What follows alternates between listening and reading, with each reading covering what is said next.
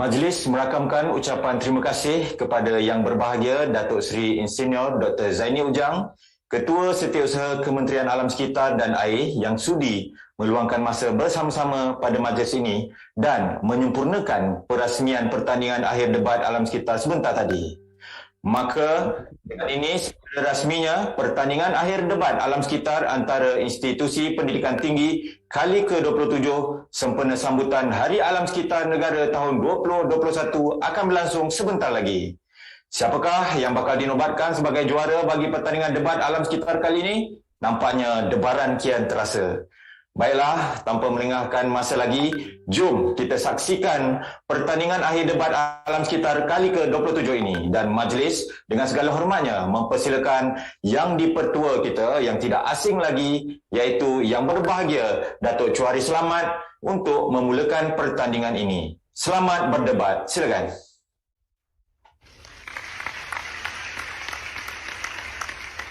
Terima kasih Saudara Abdul Aziz Abdul Razak. Dia jaga tampan dari JAS, misainya lebat macam rumpun serai tumbuh di kaki bukit.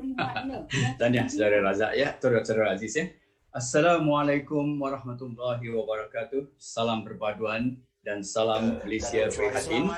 Syukur Alhamdulillah debat alam sekitar mencipta sejarah. Tandingan akhir debat alam sekitar antara pengajian tinggi buat pertama kalinya dilangsungkan secara maya. Tahniah kepada Jabatan Alam Sekitar juga 27 tahun meneruskan tradisi dalam menyemarakkan nilai-nilai murni untuk mencintai alam sekitar yang menjadi milik sejagat di samping membina generasi muda yang mahir berkomunikasi dan berilmu melalui debat alam sekitar. Jadi sekalian tahniah kepada JAS, saya juga terutang budi kepada JAS yang terus memberi peluang kepada saya untuk mengendalikan majlis ini sebagai pengurusi pertandingan akhir buat kali yang ke-25. Alhamdulillah, lepas ni saya boleh buat buku tentang debat alam sekitar. Ya, jadi bagaimana saya tak ikat kait-kait dengan dirinya, bagaimana saya tak ingat orang baik dengan budinya. Walaupun kita berada di gelanggang debat alam sekitar, tapi pagi ini saya banyak dengar pantun. Jadi pentas akhir debat alam sekitar antara IPT kali ke-27 bermula sekarang. Saya perkenalkan dulu dua pasukan yang berjaya melayakkan diri ke peringkat akhir kali ini. Ya, kita mulakan dengan pihak pencadang, selaku pencadang ataupun pihak kerajaan ialah UIAM, tahniah UIAM, dengan barisan para pendebatnya, kalau dapat kita lihat wajahnya. Anis Afina Hassan Sanusi selaku Ketua Kerajaan. Ini dia Ketua Kerajaan kita dapat Ketua Kerajaan dan juga Perdana Menteri Wanita. Anis Afina Hassan Sanusi. Tahniah Anis. Kemudian Muhammad Ilham Hafiz Azmi, pendebat kedua ataupun selaku Menteri. Mana dia? Inilah dia, Muhammad Ilham Hafiz Azmi. Kemudian pendebat ketiganya ialah Muhammad Wafi Anwar Roslan. Susah nak sebut nama orang muda sekarang ni ya. Muhammad Wafi Anwar Roslan, itu pendebat ketiga. Manakala dua pendebat simpanannya ialah Muhammad Anik Kawim Muhammad Sazali dan Hazim Zusaini. Ini dia. Mereka ni semua sudah bersepakat kalau dapat masuk peringkat akhir, mereka akan buang misai dan janggut. Sebab itu nampak semuanya ada berjambang dan misai dan berjanggut ya. Tahniah UIAM. Peranan pihak kerajaan adalah menyokong usul dan mereka perlu mendefinisikan usul, memberi hujahan kes yang menyokong usul dan membidas barang cabaran yang dibuat oleh pihak pembangkang terhadap usul mereka. Itu adalah peranan pihak kerajaan. Dan seterusnya yang bertindak sebagai pembangkang pula ialah UITM. Mana dia pendebat-pendebat kita dari UITM.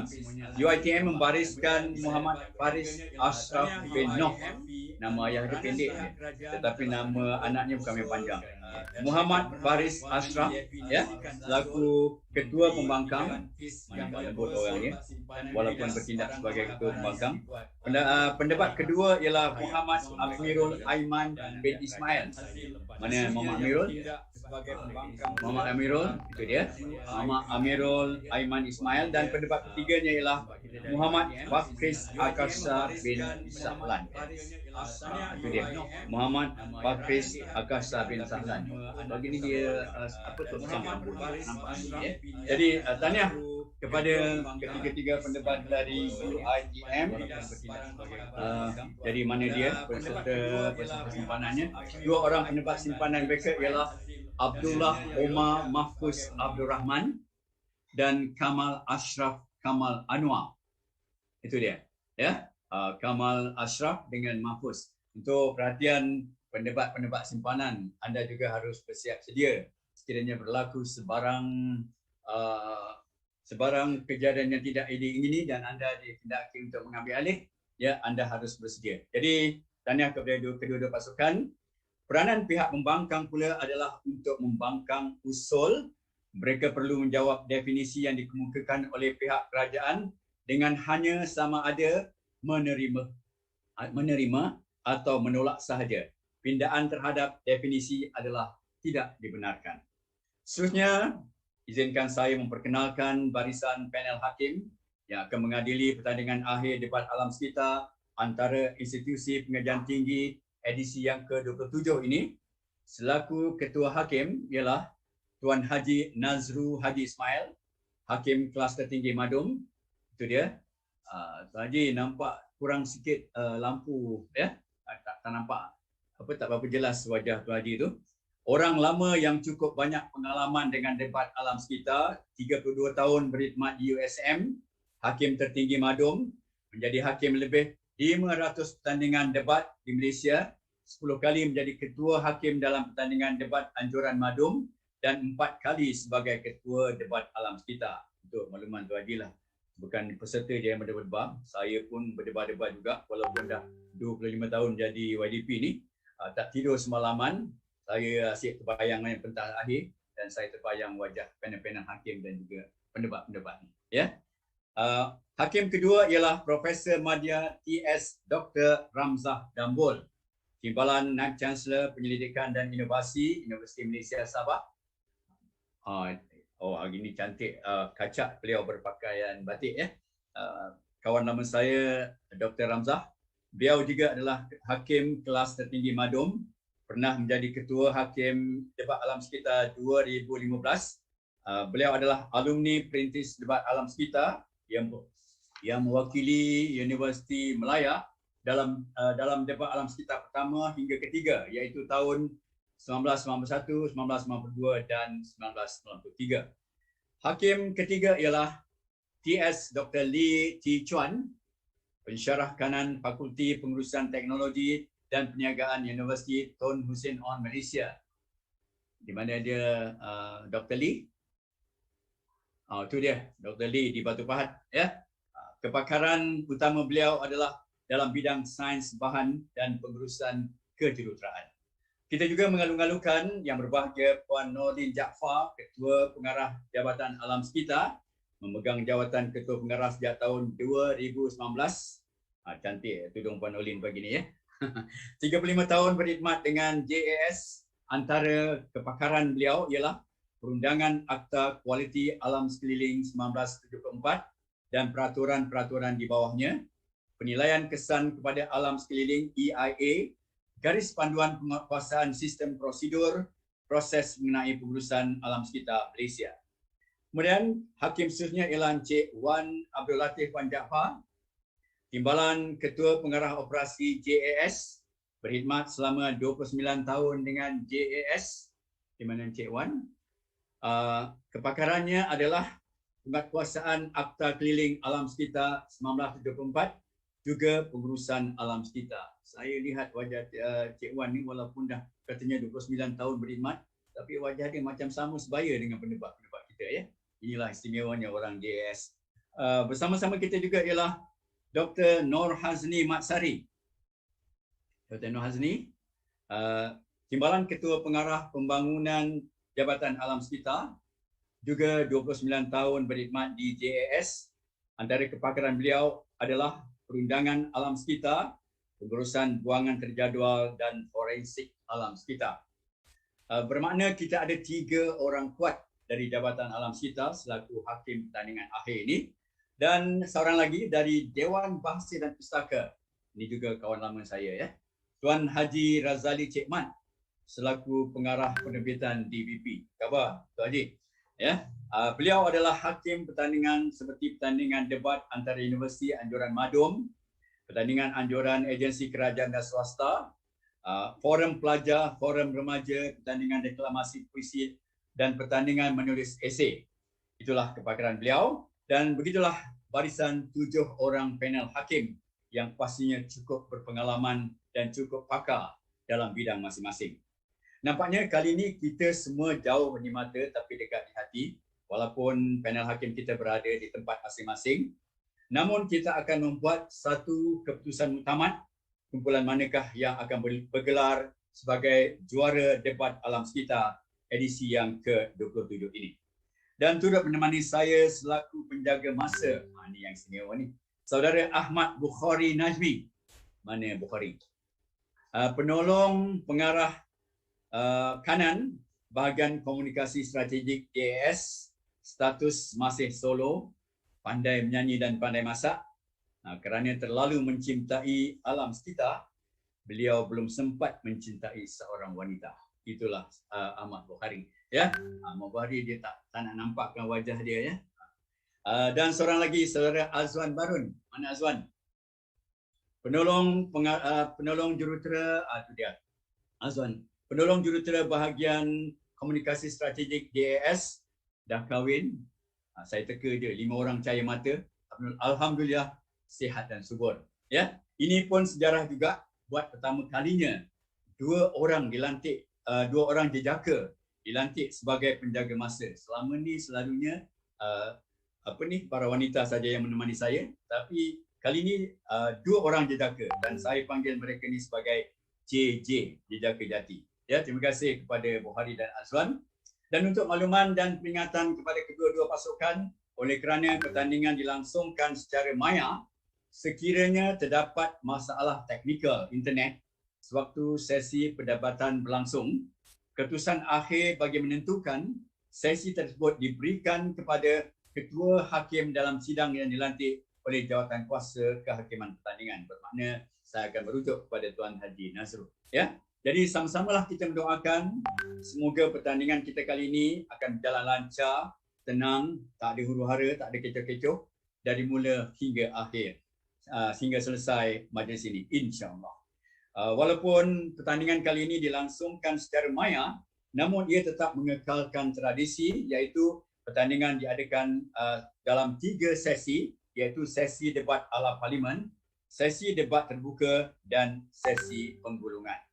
Tajuk yang menjadi perdebatan kali ini ialah pemulihan ekosistem adalah tanggungjawab negara-negara maju. Baiklah, Dewan Kehormat, para hadirin yang saya hormati, kita buka gelanggang sekarang dengan sesi debat ala parlimen.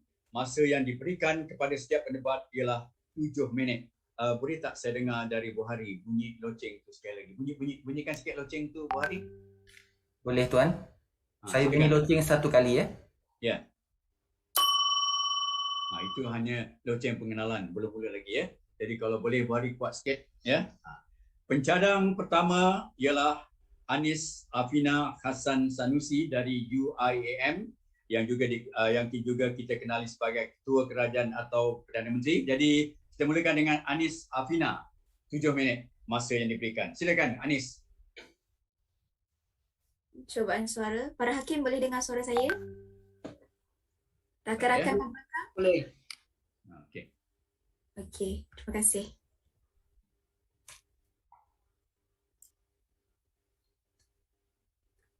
Hadirin, menyahut aspirasi Hari Alam Sekitar Sedunia tahun ini bertemakan pemulihan ekosistem, kerajaan berbesar hati menggagaskan satu usul perdebatan, Pemulihan ekosistem adalah tanggungjawab negara-negara maju. Saya cerahkinkan usul ini kepada 3 frasa. Pertama, pemulihan ekosistem. Dalam laporan Becoming Generation Restoration yang dikeluarkan oleh Program Alam Sekitar Pertubuhan Bangsa-Bangsa Bersatu pada Jun 2021, pemulihan ekosistem ialah suatu proses menghentikan dan mengembalikan kemerosotan ekosistem yang telah terjadi. Perkara ini menurut Konvensyen Kepelbagaian Biologi Artikel 2 boleh terjadi melalui 2 kaedah, pemeliharaan in situ dan pemeliharaan ex situ. Contoh kemusnahan ekosistem global adalah seperti kebinasaan ekosistem lautan dan perairan apabila 66% ekologinya sudah lenyap atau diubah suai.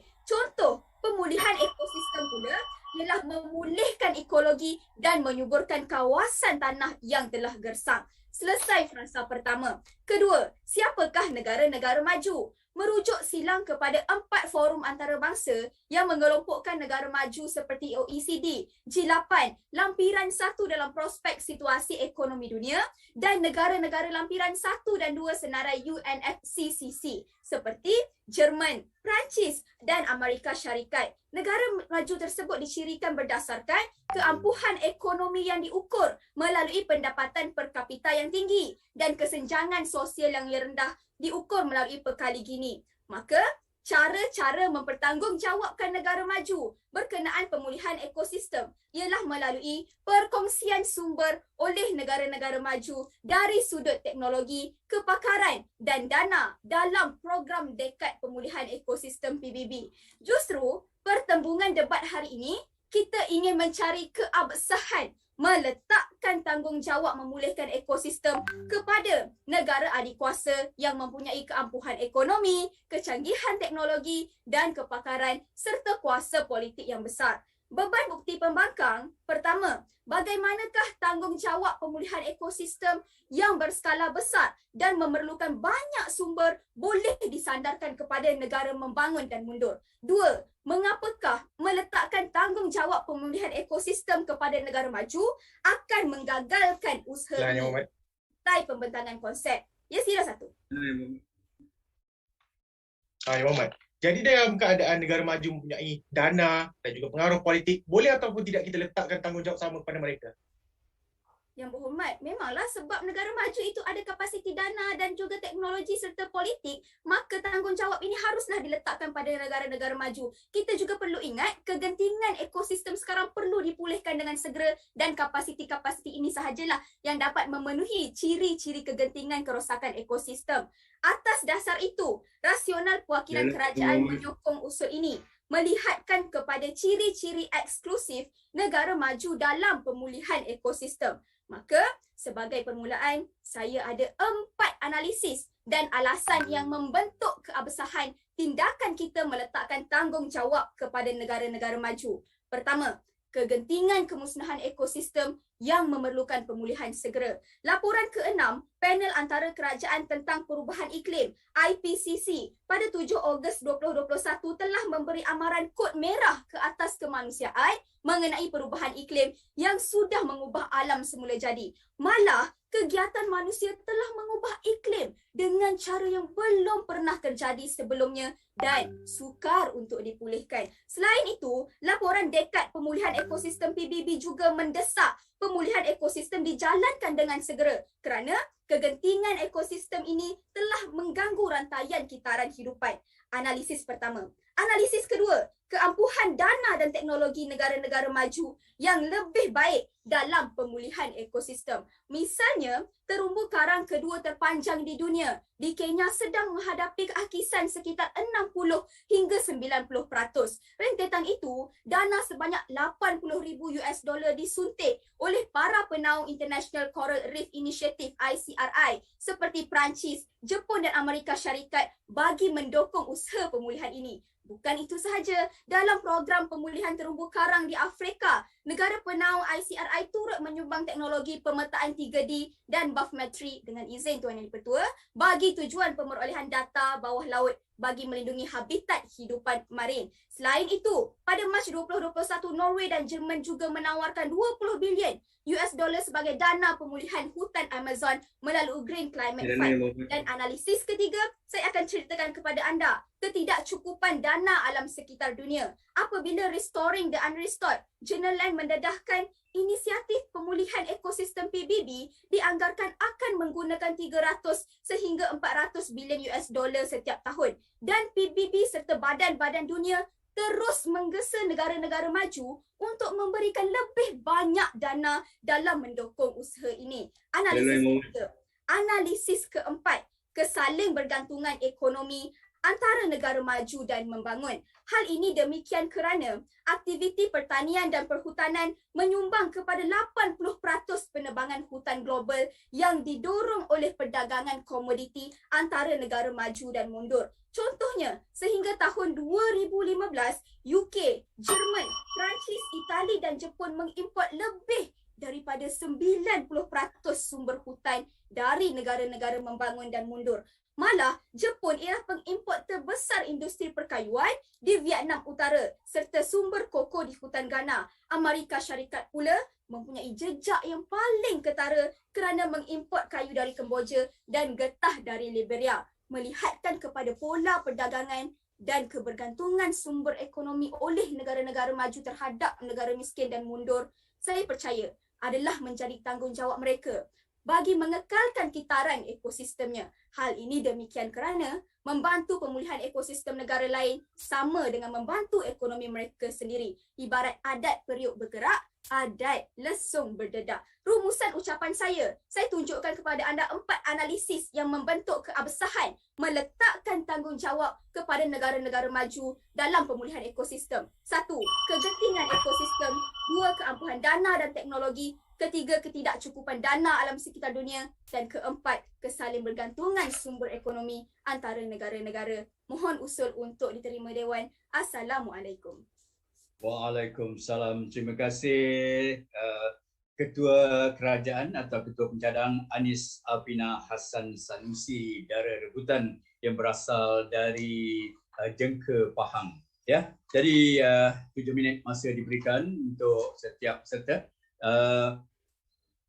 Anis Apina ada mengambil ijazah sarjana muda undang-undang tahun kedua dan beliau memilih lagu Berita Kepada Kawan nyanyian Ebit J. Ade sebagai satu peringatan supaya kita sentiasa berbuat baik kepada alam, jangan sampai satu hari nanti alam sudah enggan bersahabat dengan kita. Jadi Berita Kepada Kawan menjadi satu peringatan dari Anis Apina kepada kita semua. Tahniah kepada Ketua Pencadang ataupun Ketua Kerajaan Anis Apina. Seterusnya kita dengar pula apa kata Ketua Pembangkang kita dari UiTM, Muhammad Faris Ashraf Noh. Silakan Muhammad Faris, 3 minit juga masa diberikan.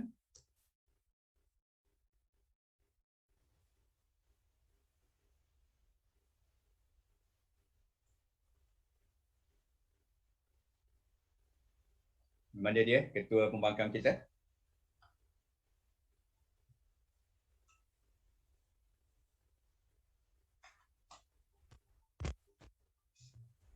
Hello? Ya. Okey. Ya, silakan. Kita mendengar Faris. Alright.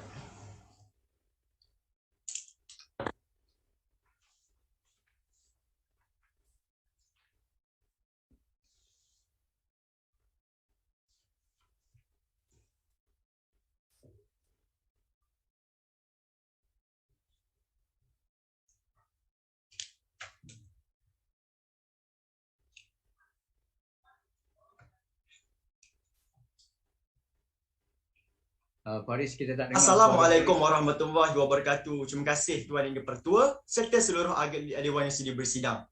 Perahu payang layarnya merah, melayar menuju ke arah utara. Keris pembangkang pegang bersintukkan darah. Adat pembangkang membela alam sekitar ibu bumi yang tercinta. Baik Tuan Yang Dipertua, hari ini mengepalai pimpinan perwakilan pembangkang, kami berbangga untuk mengangkat iltizam dan inspirasi Hari Alam Sekitar Sedunia yang bertemakan pemulihan ekosistem, agenda bersama. Justru, pembangkang percaya kami akan bangkang usaha perdebatan gagasan Perdana Menteri berdasarkan premis alternatif. Pemulihan ekosistem sebenarnya adalah tanggungjawab semua negara-negara dunia tanpa mengira status dan latar belakang negara. Baik, terus kepada menganalisis masalah terbesar konsep kerajaan. Yang pertama, perwakilan kerajaan pada hari ini gagal meletakkan ciri-ciri eksklusif pada negara maju. Sebab ciri-ciri eksklusif yang mereka ceritakan tentang boleh berkongsi sumber, tentang dana dan tentang teknologi. Soalan saya, adakah negara membangun dan negara mundur tidak ada ketiga-tiga perkara ini, Tuan Yang Dipertua? Tidak. Sebab pada hari ini dalam keadaan negara-negara mundur dan negara membangun ada keupayaan masing-masing, ada keupayaan tersendiri. Saya kira mereka juga mampu serta berupaya untuk menjadikan usaha-usaha pemulihan ekosistem warga dewan sekalian. Jadi, perwakilan kerajaan gagal menceritakan adakah kesemua perkara itu hanya dapat ditawarkan oleh negara maju sahaja. Saya kira tidak, Tuan Yang Dipertua Dewan. Malah saya boleh buktikan bagaimana dalam usaha pemulihan ekosistem pada tahun 2021 disertai oleh 115 kerajaan seluruh dunia tanpa mengira negara maju, negara membangun maupun negara mundur, dan disertai oleh 270 organisasi pertubuhan seluruh dunia dan 170 pakar daripada rantau global, menunjukkan negara-negara mundur dan negara membangun juga mampu untuk menawarkan nilai eksklusif yang anda katakan warga dewan sekalian. Itu yang pertama. Yang kedua, warga dewan sekalian, adalah bila mana perwakilan kerajaan pada hari ini merendah-rendahkan dan mengecilkan usaha-usaha negara maju warga dewan sekalian. Pesan saya, jangan sesekali kita mengecilkan usaha mereka. Kerana untuk kita menjayakan pemulihan ekosistem pada skala besar di peringkat global, kita percaya semua negara perlu memainkan peranan masing-masing, Tuan Yang Dipertua Dewan. Dan peranan-peranan sekecil-kecil inilah akhirnya yang boleh menjayakan usaha pemulihan ekosistem. Dan pemulihan ekosistem ini hanya akan berjaya sekiranya semua negara menjalankan peranan dan tawarkan apakah yang untuk mereka tawarkan dalam usaha pemulihan ekosistem warga dewan sekalian. Sebab itu, kes di perwakilan pembangkang, kami akan tunjukkan kepada anda bagaimana pada hari ini pemulihan ekosistem memerlukan usaha sama setiap negara-negara dunia, hadirin sekalian. Hujah yang pertama, kami akan tunjukkan bagaimana keupayaan yang tidak terhad hanya kepada negara maju sahaja. Hujah kedua, krisis ekosistem yang bersifat rentas sepadan. Dan yang ketiga, kerana kita tidak mahu ada negara yang lepas tangan dalam usaha pemulihan ekosistem. Sila Dato' Anis. Yang berhormat, adakah kapasiti negara mundur dan membangun ini adalah kapasiti mereka sendiri ataupun perlukan bantuan daripada negara maju? Semestinya kapasiti mereka sendiri. Contohnya bagaimana Riau, Kalimantan, Sumatera dan juga Borneo telah berjaya memulihkan 150,000 hektar kawasan Sumatera Indonesia. Akhirnya, usaha pemulihan ini menunjukkan mereka juga berupaya untuk menyelesaikan dan mendepani usaha-usaha pemulihan ekosistem, Tuan Yang Dipertua Dewan. Sebab itulah, ini juga perkara yang ditawarkan oleh negara-negara membangun dan negara mundur. Kami percaya usaha pemulihan ekosistem adalah tanggungjawab bersama, kerana setiap negara perlu memainkan peranan dan tanggungjawab masing-masing warga dewan sekalian. Baik, terus kepada hujah yang pertama di meja pihak perwakilan kerajaan. Pertama, apa yang dimaksudkan dengan keupayaan yang tidak terhad hanya kepada negara maju? Menurut Profesor Madya Cara Al-Nelson, Fellow Penyelidik Ekologi Jabatan Sains Pemeliharaan Ekosistem dan Pengarah Program Pemeliharaan Ekologi Global, menjelaskan keupayaan dunia untuk memulihkan ekosistem tidak terletak pada negara maju sahaja, kerana negara-negara membangun dan negara mundur juga berupaya WAIMA committed dalam melaksanakan serta menjayakan segala aktiviti pemulihan ekosistem melalui 4 dasar. Pertama, perkongsian tenaga kepakaran dan teknologi. Kedua, pembiayaan dana bersasar, pembuatan regulasi dan dasar tempatan alam sekitar dan pengamalan budaya hijau. Justru, pada saat semua negara membangun dan negara mundur juga ada kapasiti yang eksklusif seperti negara maju, pembangkang percaya tanggungjawab untuk memulihkan ekosistem tidak terletak pada bahu negara maju warga dewan sekalian. Tahukah anda, terdapat 149 negara membangun dan negara mundur telah pun meratifikasi, menandatangani dan berjaya menjalankan usaha-usaha dalam Convention Biological Diversity, dan 153 negara mundur dan negara membangun berjaya untuk menandatangani, meratifikasi dan berjaya menjalankan usaha-usaha pemulihan ekosistem dalam Convention PBB untuk mendepani desertifikasi dan penggurunan. Secara kolektifnya, semua negara-negara membangun dan negara mundur juga komited dan berupaya menjalankan usaha pemulihan ekosistem warga dewasa sekalian. Saya akan tunjukkan siri-siri kebejayaan yang dilakukan oleh negara membangun dan negara mundur. Contohnya, bagaimana negara Chile melalui pelan tindakan mitigasi kebangsaan pemulihan lanskap telah berjaya menanam dan memulihkan 200,000 hektar tanah yang telah berjaya mengurangkan 2,1 juta metrik tan karbon dioksida ke udara yang disasarkan boleh mengurangkan emisi karbon ke udara sebanyak 25%. Contoh kedua, bagaimana negara membangun seperti India yang berjaya untuk memulihkan majoriti kawasan pesisir air terjun yang panjang di sekitar Teluk Chilican Lake di timur India yang berjaya memulihkan ekosistem pemulihan spesies invasif terancam seperti ikan lumba-lumba Irrawaddy, Tuan Yang di-Pertua Dewan, dengan menyediakan habitat, pembiakan semula dan sebagainya. Dan negara mereka juga berjaya meningkatkan saiz keluasan rupai Laut Mido sebanyak 80 km persegi pada tahun 2021, memulihkan ekosistem ikan yang terancam. Tuan Yang di-Pertua Malah, pentadbiran India yang diterajui oleh Andhra Pradesh menjayakan sifar bajet peladangan semula jadi yang telah pun berjaya untuk memastikan semua peladang mengimplementasikan aktiviti agrikultur bebas kemiah untuk memulihkan ekosistem tanah yang telah pun rosak. Tuan Yang di-Pertua Dewan. Contoh negara mundur bagaimana 3 negara Afrika, Burkina Faso, Benin, Kenya telah berjaya memulihkan 8,000 km kawasan landa hutan termasuk 2,350 hektar kawasan lembap paya bakau dan 345 penanaman agrikultur yang mengurangkan hakisan tanah. Tuan Yang di-Pertua Dewan, yang selari dengan program cabaran bond antarabangsa dan 10 bilion Sri Tsunami program pada hari ini. Jadi rangkumannya Tuan Yang di-Pertua, bagaimana di meja pemangka kami tunjukkan kepada anda bahawa hari ini kami telah tunjukkan kepada anda 3 analisis. Pertama, keupayaan negara yang maju dan negara memundur dijemakan melalui keupayaan mereka yang menunjukkan negara-negara ini tidak terkebelakang dari aspek keupayaan untuk melaksanakan aktiviti pemulihan ekosistem. Pesan saya buat kerajaan, jangan sekali-kali merendahkan sekecil-kecil dan sebesar-besar usaha negara-negara ini kerana usaha-usaha inilah juga kritikal untuk menjayakan usaha pemulihan ekosistem berskala besar di peringkat global yang hanya akan berjaya sekiranya semua negara memainkan peranan masing-masing. Sebentar lagi, TPM akan bangun. Pesan saya anda boleh dengar tetapi usah percaya. Terima kasih. Ya, terima kasih Saudara Muhammad Faris Ashraf Noh selaku Ketua Pembangkang dengan hujah-hujahnya yang membahaskan tentang tajuk kita kali ini, pemulihan ekosistem adalah tanggungjawab negara-negara maju. Jadi suka kita mengingatkan kepada ahli-ahli yang berhormat supaya mematuhi jangka masa yang diberikan. Ya. Jadi Saudara Ahmad Buhari, saya katakan kuatkan lagi bunyi loceng tu. Ya, terima kasih. Dan istimewanya Saudara Muhammad Faris ni anak didaka pula. Anak ketiga daripada 3 orang adik-beradik berasal dari Ceras Selangor, mengambil program ijazah berkembar Amerika Syarikat Perakaunan dan Keuangan, dan mesejnya tentang alam sekitar. Apabila tiba ketikanya sungai sudah kontang, pohon sudah penir, udara sudah sesak, barulah kita sedari bahawa wang ringgit sudah tidak ada nilai harganya. Terima kasih. Satu mesej yang cukup cantik dari Muhammad Faris. Baiklah, kita sudah mendengar dari Ketua Pembangkang dan Ketua Kerajaan. Sekarang kita balik semula kepada barisan dari pihak kerajaan. Pencadang yang kedua kita serahkan kepada Saudara Muhammad Ilham Hafiz Azmi dari UIAM. Silakan Saudara Muhammad Ilham. Cubaan, boleh dengar?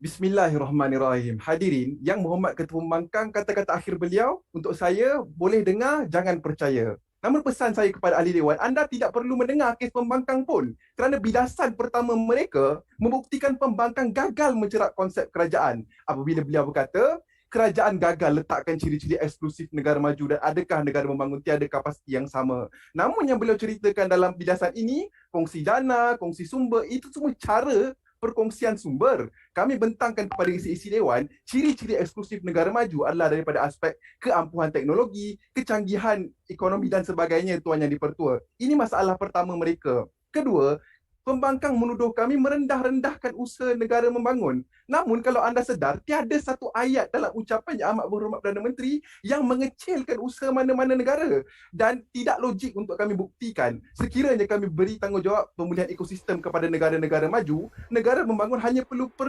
tubuh. Tidak perlu buat apa-apa. Namun debat ini ingin mencari keabsahan, meletakkan tanggungjawab pemulihan ekosistem kepada negara maju. Saat ini, pembangkang sudah gagal. Masalah kedua mereka bercanggah. Awalnya, premis alternatif mereka menilai kepada usaha sama, kebersamaan dan sebagainya. Namun dalam jawapan izin laluan Ketua Pembangkang, beliau menceritakan usaha negara Indonesia tanpa perlukan bantuan negara maju. Pada saat ini, mana satukah pendirian pembangkang? Usaha sama dan kebersamaan ataupun negara membangun boleh melakukan segalanya dengan sendiri? Hujah pertama mereka bercerita soal Konvensyen Kepelbagaian Biologi. Namun, adakah mereka sedar Konvensyen Kepelbagaian Biologi ini menekankan aspek bantuan daripada negara maju kepada negara membangun dan mundur? Konvensyen ini sendiri menafikan pendirian mereka yang seolah-olah bersifat negara membangun dan mundur tidak perlukan bantuan negara maju. Selesai bidasan pembangkang. Sila.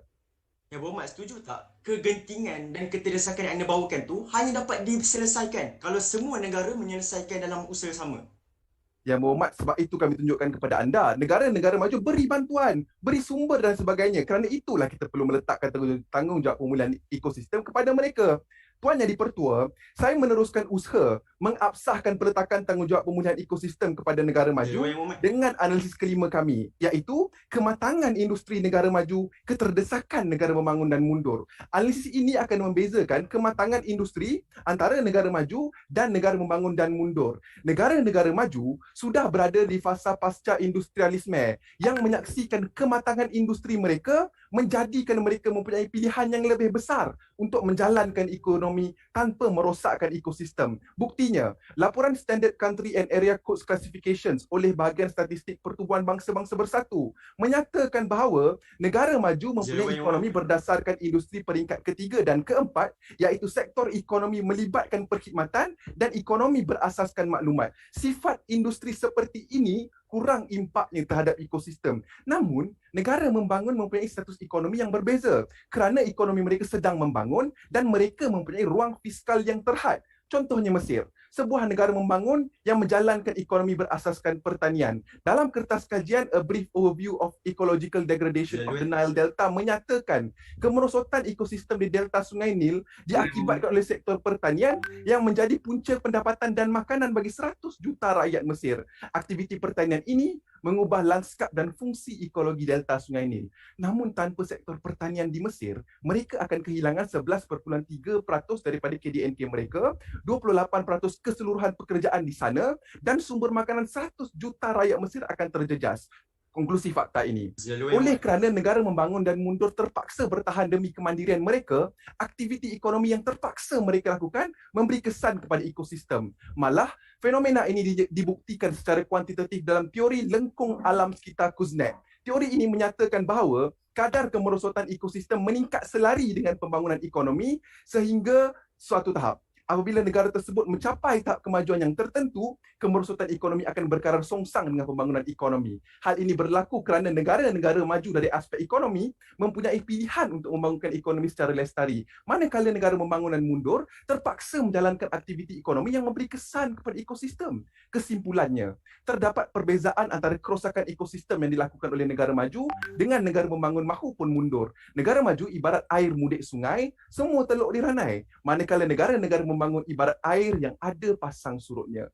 Dek kerana kematangan industri negara-negara maju, maka pemulihan ekosistem adalah tanggungjawab mereka. Analisis kelima. Analisis keenam, kejayaan negara-negara maju menyahut seruan dan komitmen antarabangsa. Pertama, negara maju sudah pun mendahului negara-negara lain dalam Matlamat Pembangunan Lestari 2030 yang turut menekankan aspek pemulihan ekosistem. Dalam prestasi semasa Indeks SDG 2030 yang mengukur pencapaian negara-negara dunia ke arah mencapai SDG, 19 daripada 20 negara teratas merupakan negara-negara maju. Misalnya Finland, Sweden, Norway, Jerman, Jepun, United Kingdom dan Belgium. Itu pertama. Kedua, Perjanjian Paris mengenai perubahan iklim. Pada saat pendirian negara-negara maju bersepakat untuk mengehatkan peningkatan suhu bumi tahunan sebanyak 1.5 darjah Celsius. Ia tidak hanya terhenti di situ. Disebabkan negara-negara maju memberi suri teladan yang baik dan kuasa lunak mereka mendorong negara-negara dunia lain, akhirnya sebanyak 196 buah negara terlibat secara langsung dalam mencapai matlamat yang disasarkan dalam perjanjian ini. Kesannya, sasaran peningkatan suhu bumi sebanyak 1.5 darjah Celsius dan pengeluaran sifar bersih dapat diarus perdanakan. Tuntasnya, hujah ini membuktikan kepentingan kewujudan dan pengaruh negara maju. Maka, pemulihan ekosistem seharusnya menjadi tanggungjawab mereka. Analisis ke-6. Analisis ke-7 memperbetulkan mentality not in my backyard. Mentality not in my backyard bermaksud negara dunia tidak mengendahkan kemusnahan ekosistem hanya kerana ia tidak berlaku dalam lingkungan mereka. Selama ini, salah satu sebab negara maju kurang terlibat dalam pemulihan ekosistem yang serius adalah kerana ia tidak berlaku di negara mereka. Maka cadangan kerajaan dapat membetulkan mentality ini. Semua negara akan terlibat meskipun ia tidak berlaku dalam negara mereka. Apatah lagi jika ditambahkan dengan kapasiti ekonomi dan teknologi negara-negara maju. Natijahnya, apabila kita meletakkan tanggungjawab memulihkan ekosistem kepada negara-negara maju, mereka bukan sahaja akan berhati-hati dalam menjalankan kegiatan ekonomi dalam negara mereka, malah mereka akan berhati-hati di negara orang. Seperti memalu ular dalam benih, ular biar mati, benih jangan rosak. Rumusan keseluruhan ucapan saya, keabsahan meletakkan tanggungjawab memulihkan ekosistem kepada negara-negara maju bersandar kepada 3 analisis tambahan. Pertama, kematangan industri negara maju, keterdesakan negara membangun dan miskin. Kedua, kejayaan negara maju dalam menyahut usaha badan antarabangsa. Ketiga, dengan cadangan ini, kita dapat membetulkan mentality not in my backyard yang selama ini menggagalkan usaha pemulihan ekosistem dunia. Oleh hal yang demikian, saya mohon agar usul diterima. Terima kasih. Ahli yang berhormat kita dari Bandar Sate Kajang Selangor, Muhammad Ilham Hafiz bin Azmi. Wajahnya sudah ada bayangan wajah seorang menteri. Ya, tanya Muhammad Ilham. Ijazah Sarjana Muda Undang-Undang tahun kedua dan mesej alam sekitar Muhammad Ilham telah jelas kerosakan di darat dan di laut dengan apa yang dikerjakan dengan tangan-tangan manusia. Itulah mesej dari Muhammad Ilham. Baiklah, kita sudah mendengar hujah-hujah dari pembahas kedua dari pihak kerajaan Muhammad Ilham. Jadi sekarang kita beralih pula kepada pembahas kedua dari pihak pembangkang dari UiTM, Muhammad Amirul Aiman Ismail. Silakan Muhammad Amirul.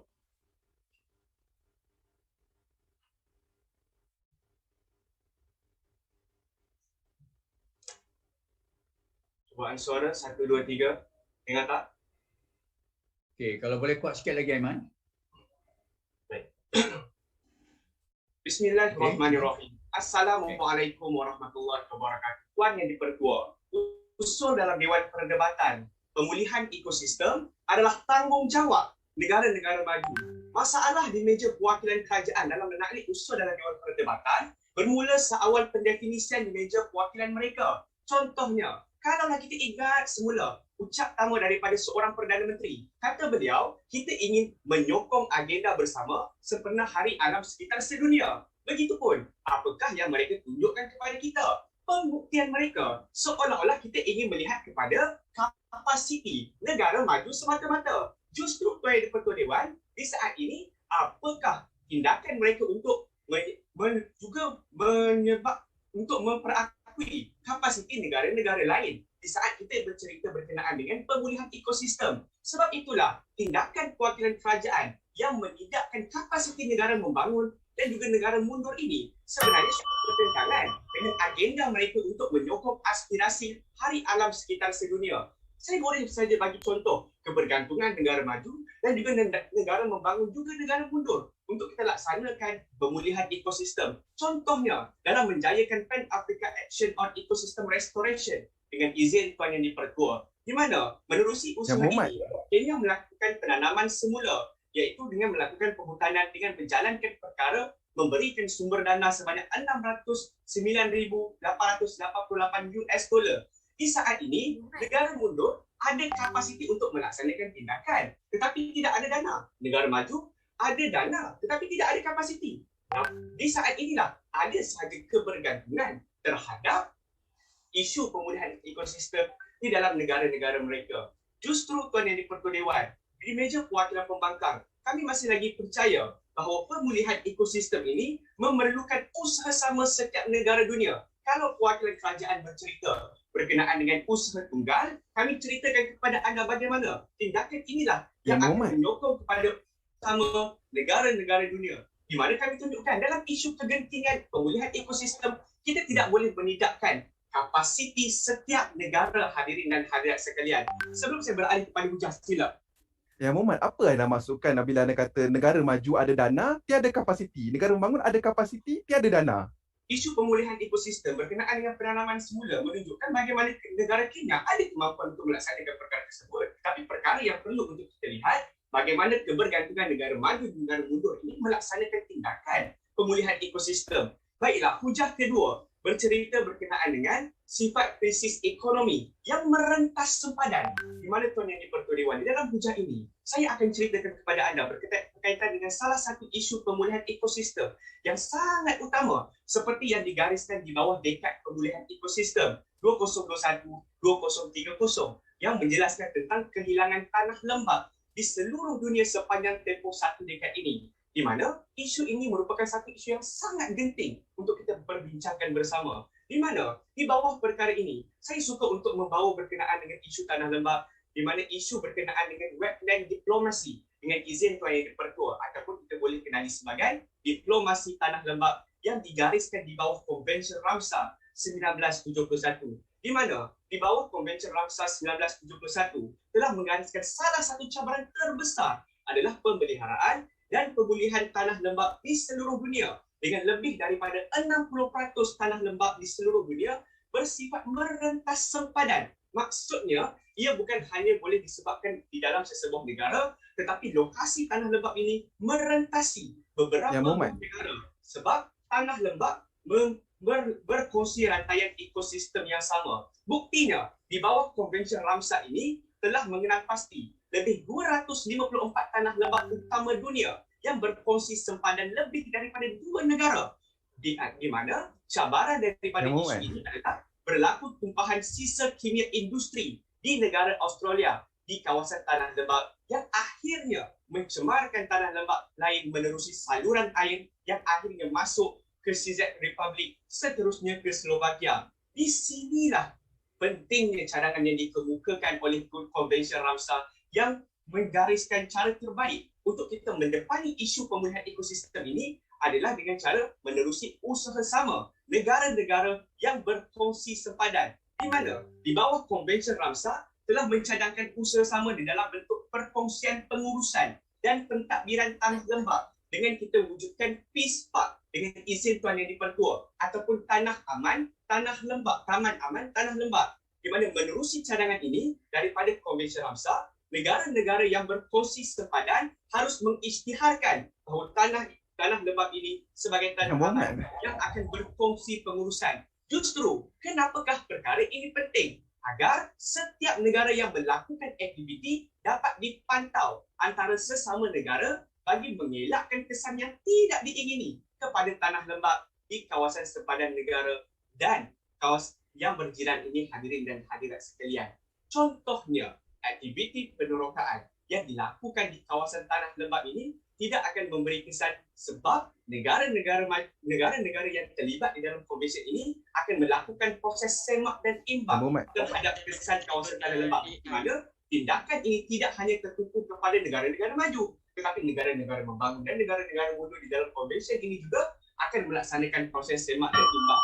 Di mana perkara yang telah dilakukan ini, contohnya seperti negara Peru dan Ecuador yang telah menjalinkan usaha sama melalui pengurusan pentadbiran taman aman yang dikenali sebagai Cordillera di Condor yang mewujudkan kawasan tanah lembap melebihi 146 hektar luas, menunjukkan bagaimana usaha sama negara dalam mendepani isu tanah lembap ini. Hujah ketiga, memastikan tiada negara yang lepas tangan dalam isu pemulihan ekosistem. Di dalam hujah ini, kami percaya untuk kita menekankan kembali aspirasi terhadap Hari Alam Sekitar Sedunia 2021, iaitu pemulihan ekosistem tanggungjawab bersama. Di mana saya suka untuk memetik kata-kata daripada pengarah tindakan pemulihan ekosistem UNEP, Muranda Mumba, yang menyatakan bahawa sekarang ini usaha untuk kita memulihkan ekosistem dijayakan oleh semua negara tanpa mengira status ekonomi, politik maupun kemajuan teknologi. Hal ini kerana perkara yang menghalang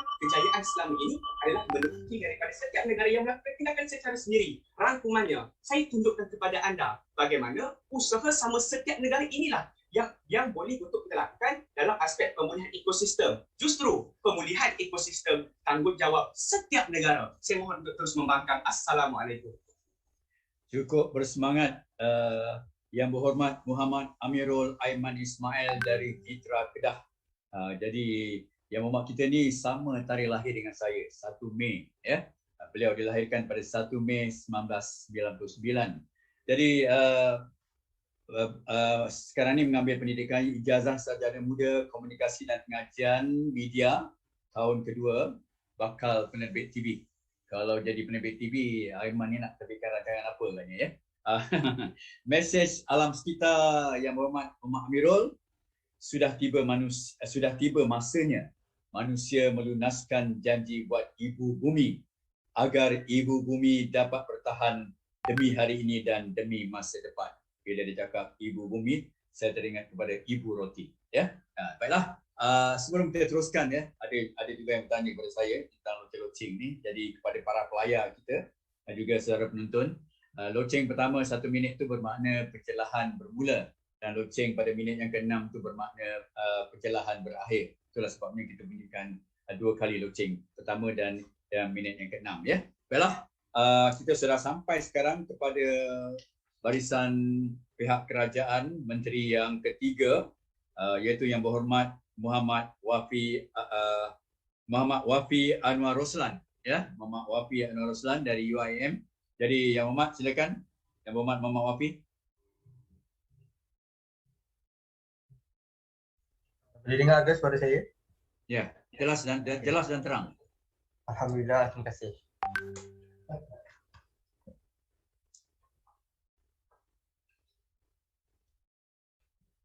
Bismillahirrahmanirrahim. Assalamualaikum warahmatullahi wabarakatuh.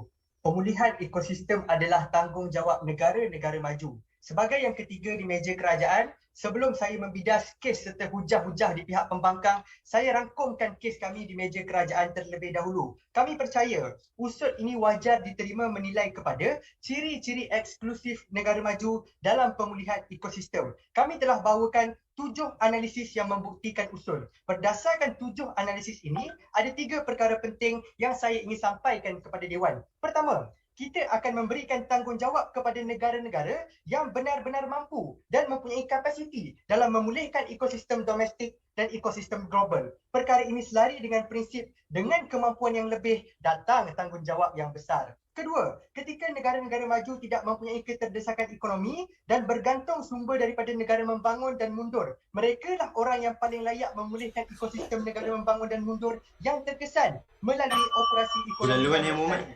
Dan yang ketiga, dari aspek imej dan nilai, negara-negara maju ini akan menjadi tauladan buat negara membangun dan mundur dalam usaha memulihkan ekosistem mereka. Semoga di masa akan datang, negara membangun dan negara mundur akan menjadi tauladan pula buat negara-negara maju. Baik, ini adalah kes kami di meja kerajaan yang mudah sahaja untuk difahami. Saya mulakan membidas dengan analisis terhadap kes pihak pembangkang, Tuan Yang Di-Pertua. Pertama sekali, kegagalan pihak pembangkang dalam menafikan usul perdebatan dan melunaskan janji mereka. Sebagai pihak pembangkang, perkara pertama sebelum mereka mencadangkan tanggungjawab ini nak beri kepada siapa, mereka perlu membuat analisis penafian. Negara-negara maju tidak akan bertanggungjawab dalam isu pemulihan ekosistem. Sebab sebagai pembangkang, bacaan usulnya, pemulihan ekosistem bukan tanggungjawab negara-negara maju. Tetapi analisis bukan tanggungjawab negara-negara maju, kelemahan-kelemahan negara maju, kesan-kesan buruk kalau ekosistem ini diberikan kepada negara maju tidak pernah dibentangkan dalam tiga hujah yang telah pun dibentangkan oleh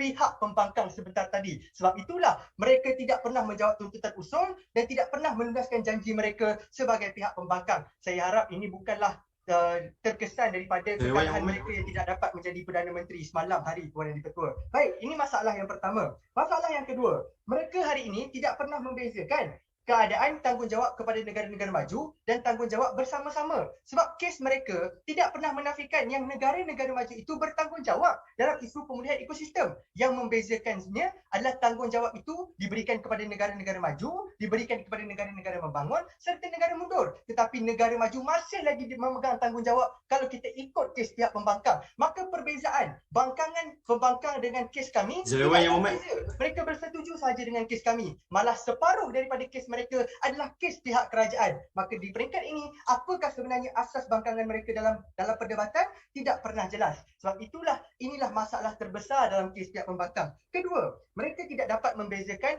apakah itu tanggungjawab dan apakah itu usaha.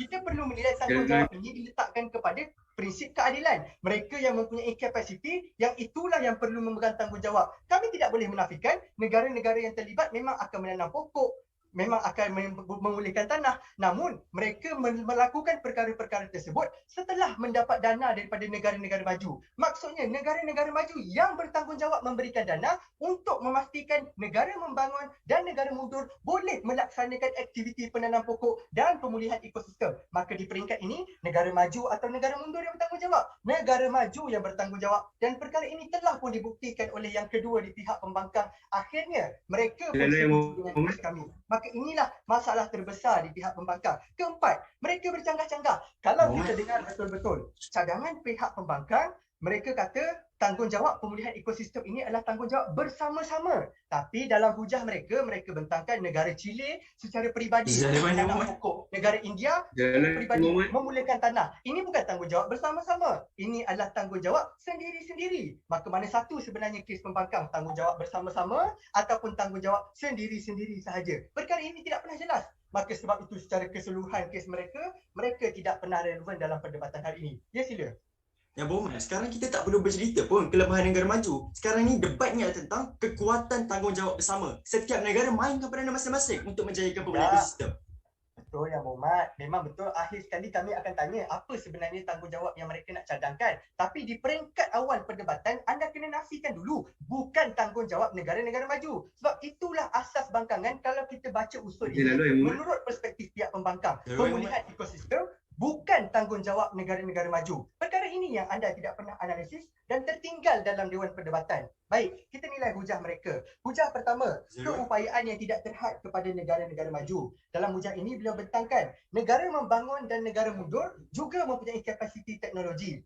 Yang Berhormat, kalau setakat nak kata mereka ada teknologi, kami tidak boleh menafikan. Cuma kita kena tengok sejauh manakah kegunaan teknologi tersebut dalam isu pemulihan. Kami telah tunjukkan teknologi negara-negara maju, mereka boleh kongsikan kepada negara-negara membangun dengan negara-negara mundur. Malah dalam kes anda hanya tunjukkan negara Chile, negara India menggunakan teknologi dalam negara mereka sahaja, Tuan Ketua. Menunjukkan kapasiti mereka tidak sama. Negara membangun dan mundur hanya boleh gunakan untuk kegunaan sendiri, tidak boleh dikongsikan kepada negara-negara lain. Berbeza dengan negara membangun, kita boleh mengkongsikan teknologi ini, Tuan Ketua. Sebab itulah terus menjawab hujah kedua mereka, iaitu berkaitan dengan isu pencemaran rentas sepadan. Disebabkan teknologi ini boleh dikongsi, kalau ada isu pencemaran rentas sepadan, maka tanggungjawab yang diberikan kepada negara maju akan lebih baik dan isu pemulihan ekosistem akan menjadi lebih baik, Tuan Ketua. Dan mereka sekadar bentangkan ada negara-negara meratifikasi konvensyen. Konvensyen memang ada, Tuan Ketua, tapi kita kena analisis.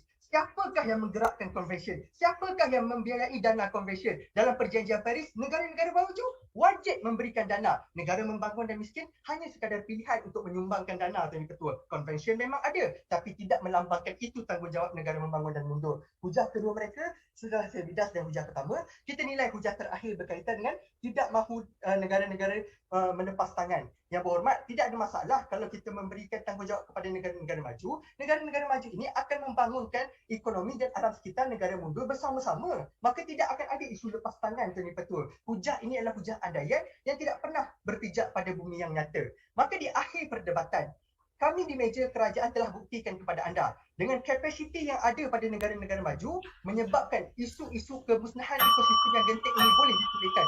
Kalau dulu kita percaya enggang sama enggang, pipit sama pipit. Sekarang enggang sama pipit, pipit sama enggang. Mohon mencadang. Assalamualaikum. Ya, terima kasih Yang Berhormat Muhammad Wafi Anwar Roslan. Wajahnya mirip-mirip Adi Putra. Berasal dari Kajang Selangor. Dan menariknya, mesej alam sekitar yang berhormat kita ni ialah jangan buang sampah berata-rata. Jadi elok sangatlah kalau yang berhormat Muhammad Wafi ni jadi Menteri Kesihatan. Ya. Jadi beliau mengambil ijazah sarjana muda undang-undang tahun yang kedua. Selamat berjaya kita ucapkan kepada yang berhormat Muhammad Wafi Anwar kita. Diam tak diam kita sudah sampai kepada pembangkang yang ketiga. Yang berhormat kita dari Kuala Selangor, Muhammad Fakris Akasha Sahlan. Jadi kita teruskan dengan perdebatan pemulihan ekosistem adalah tanggungjawab negara-negara maju. Silakan yang berhormat Muhammad Fakris.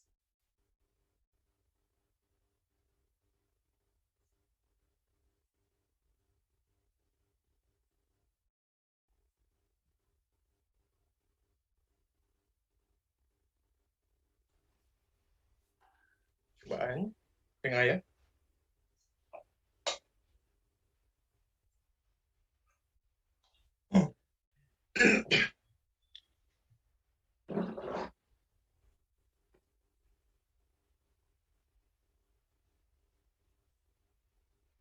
Hadirin dan hadirat sekalian, apabila kita berbicara soal pemulihan ekosistem, kita boleh gambarkan pemulihan ekosistem ini dengan satu peribahasa yang paling mudah.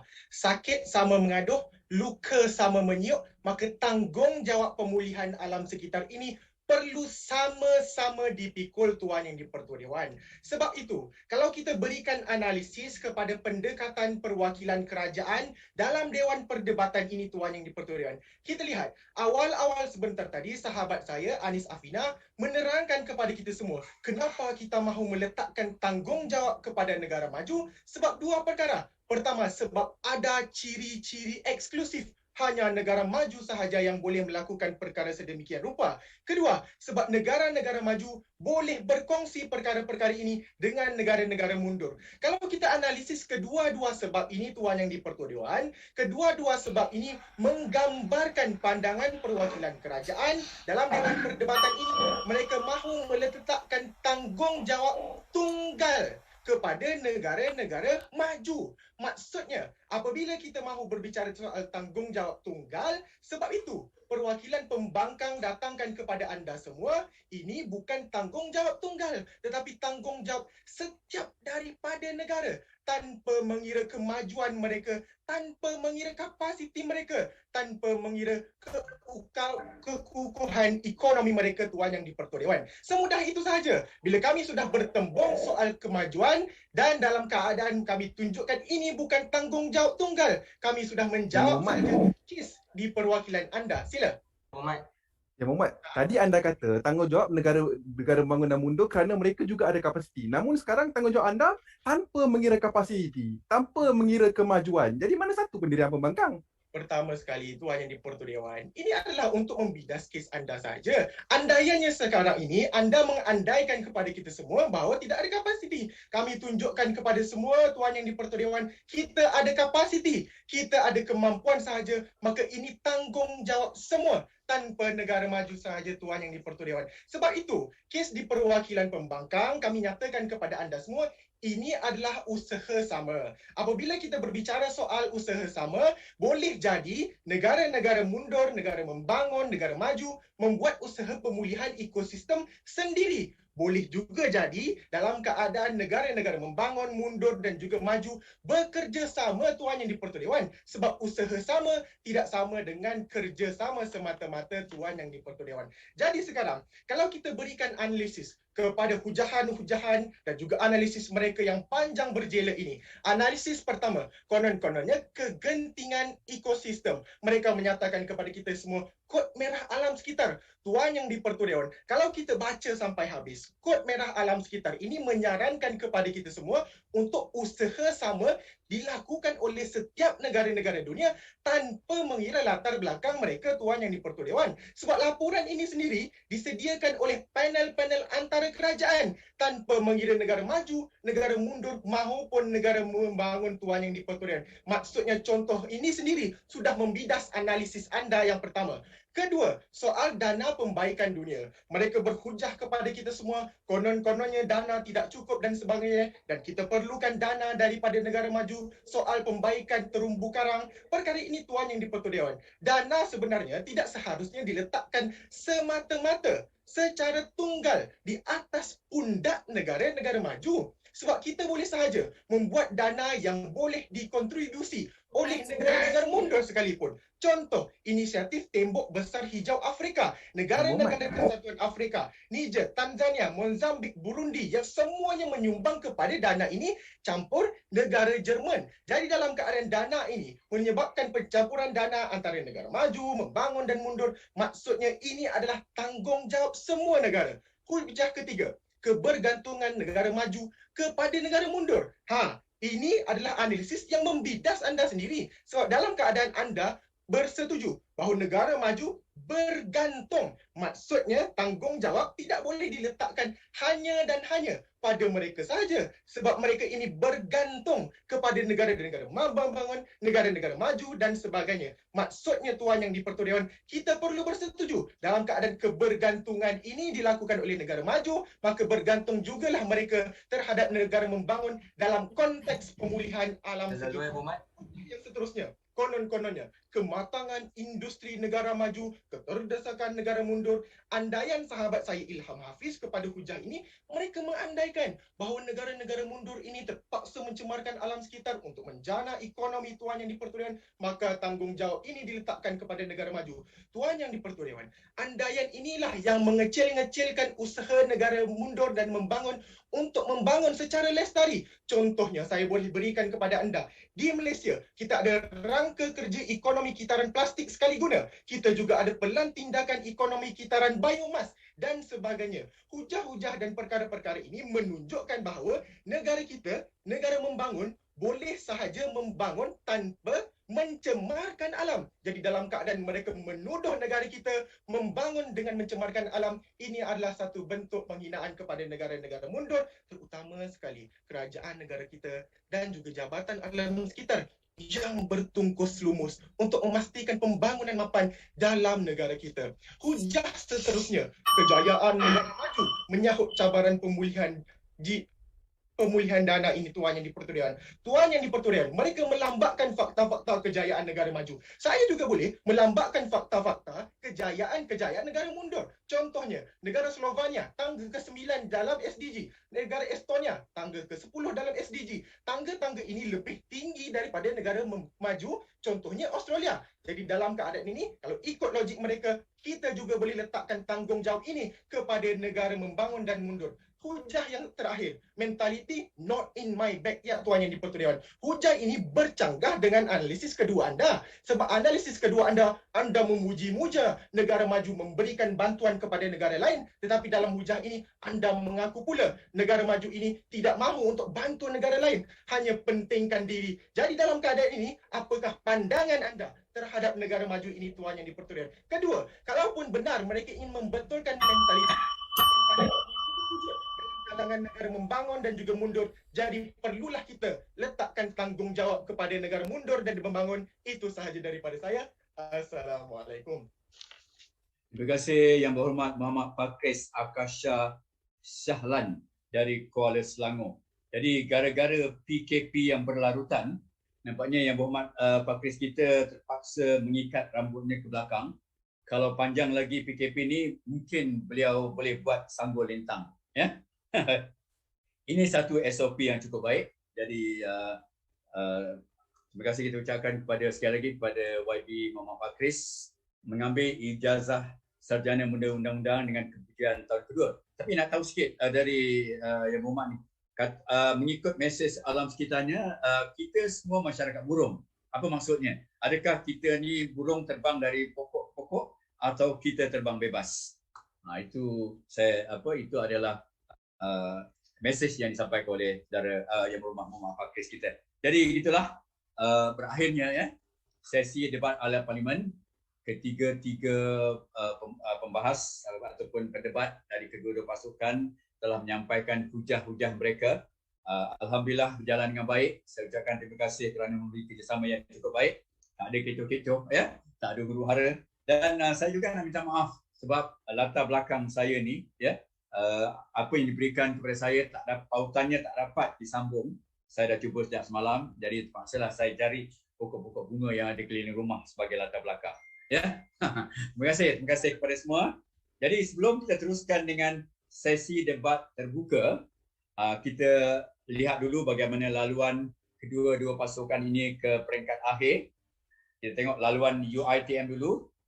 Suku akhir sidang kedua, UiTM bertemu dengan IPGKD, UiTM menang, dan seterusnya bertemu dengan USIM di peringkat separuh akhir, UiTM menang.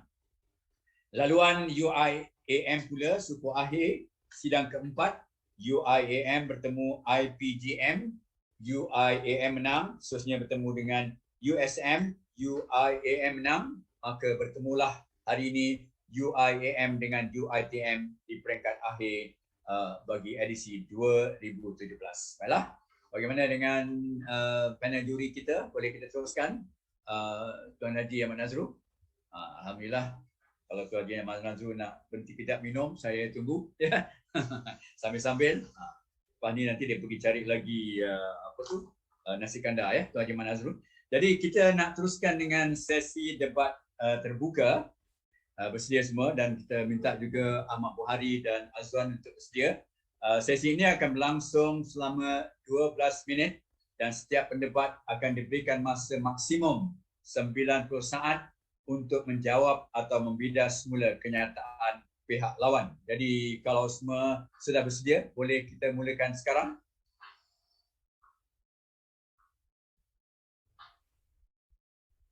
Ya, bermula sekarang. Hadirin, pembangkang cuba menyelamatkan kes. Pada mulanya, mereka katakan tanggungjawab kepada setiap negara kerana setiap negara ada kapasiti masing-masing. Namun apabila kami bidas, kami asak, mereka ubah kes kepada tanggungjawab tanpa mengira kapasiti. Bila kita tidak mahu berbicara soal kapasiti, ia akan menjadi tidak ubah seperti tikus membaiki labu. Samalah seperti pembangkang ketiga membaiki kes mereka. Sudahlah menikam kes sendiri. Bidasan beliau juga sahala, ini adalah andaian, itu adalah andaian. Sedangkan kami bentangkan kepada seisi Dewan laporan-laporan rasmi badan dunia.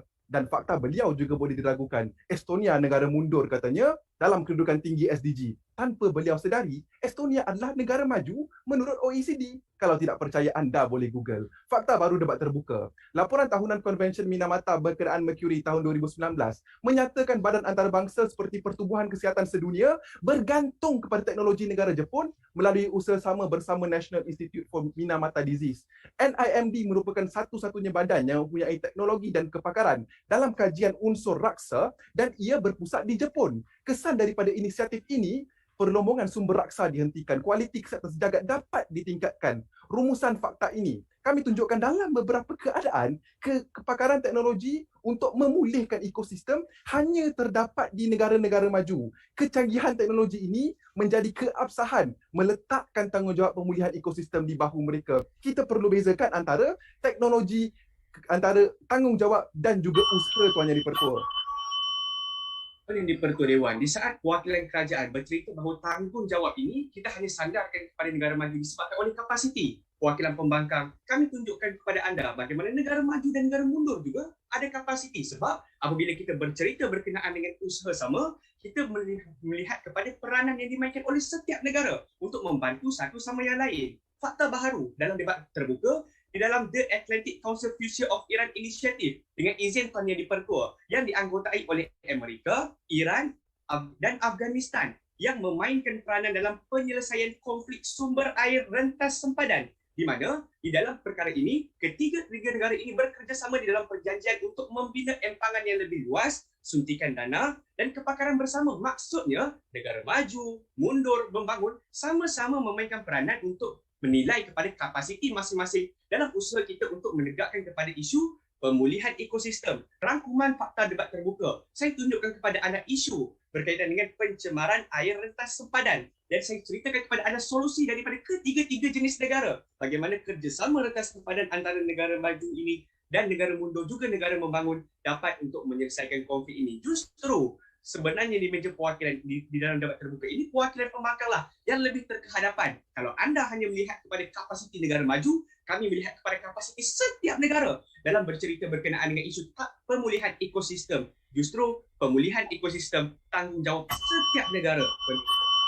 Yang berhormat, saya tidak menafikan kerjasama itu ada. Cuma analisisnya, sejauh manakah peranan negara-negara membangun dan negara mundur dalam usaha sama tersebut? Kalau pendanaan pun dibentangkan dan diberikan oleh negara-negara maju dalam isu pemulihan sungai sebentar tadi, maksudnya itu membuktikan tanggungjawab negara-negara maju dalam memulihkan ekosistem, Tuan Yang di-Pertua. Dan apa yang dibawakan oleh pihak pembangkang, semua negara ada kapasiti. Memang betul, kalau semua negara ada kapasiti, kenapa negara-negara membangun dan mundur masih lagi memerlukan bantuan daripada negara-negara maju? Contohnya dalam isu pembersihan The Great Man-Made River yang menjadi sumber utama air bersih di Libya yang tercemar dan rosak ekosistemnya disebabkan pencemaran dan kemusnahan perpaipan oleh bom yang dilepaskan oleh tentera NATO dalam perang saudara Libya tahun 2011. Usaha pemulihan kepada The Great Man-Made River ini dilakukan oleh negara Korea dan juga negara Australia, iaitu negara maju di bawah OECD. Mereka telah pun memulihkan sungai ini daripada tercemar hasil daripada kepakaran dan kapasiti yang mereka ada. Kalau betul lah kita kena meraihkan semua kapasiti,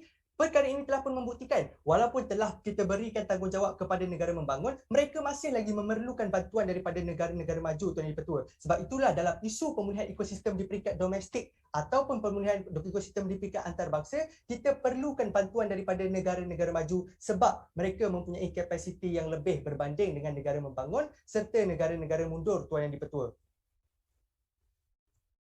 Tuan Yang di-Pertua Dewan, fakta yang mereka berikan dalam Dewan Perdebatan pemulihan sungai di Libya yang disebabkan oleh negara-negara yang menyertai NATO. Pertama sekali puncanya mungkin negara maju, dan ini adalah salah satu cara mereka untuk membaiki kesalahan mereka. Kedua, kalaupun mereka ingin tunjuk bahawa negara maju ini menyumbang kepada pembaikan alam, Libya juga membantu usaha tersebut. Contohnya dalam kes anda ini, Libya menyumbang berbola enapan yang dibangunkan oleh negara Libya sendiri. Dalam keadaan mereka boleh membangunkan teknologi, adakah ini bentuk kapasiti yang tidak cukup dalam peranan mereka memulihkan sungai dalam negara mereka? Jadi, satu fakta yang saya ingin ceritakan kepada anda, cabaran BON adalah cabaran yang diaplikasikan merentas negara maju, membangun, mundur, yang menyasarkan 350 juta hektar penanaman semula pokok-pokok di kawasan-kawasan yang telah tergradasi. Negara yang menyertai perkara ini ialah Argentina, Belize, Brazil, Benin, Gambia dan juga negara Jerman serta negara Perancis. Sekarang ini setakat 2020,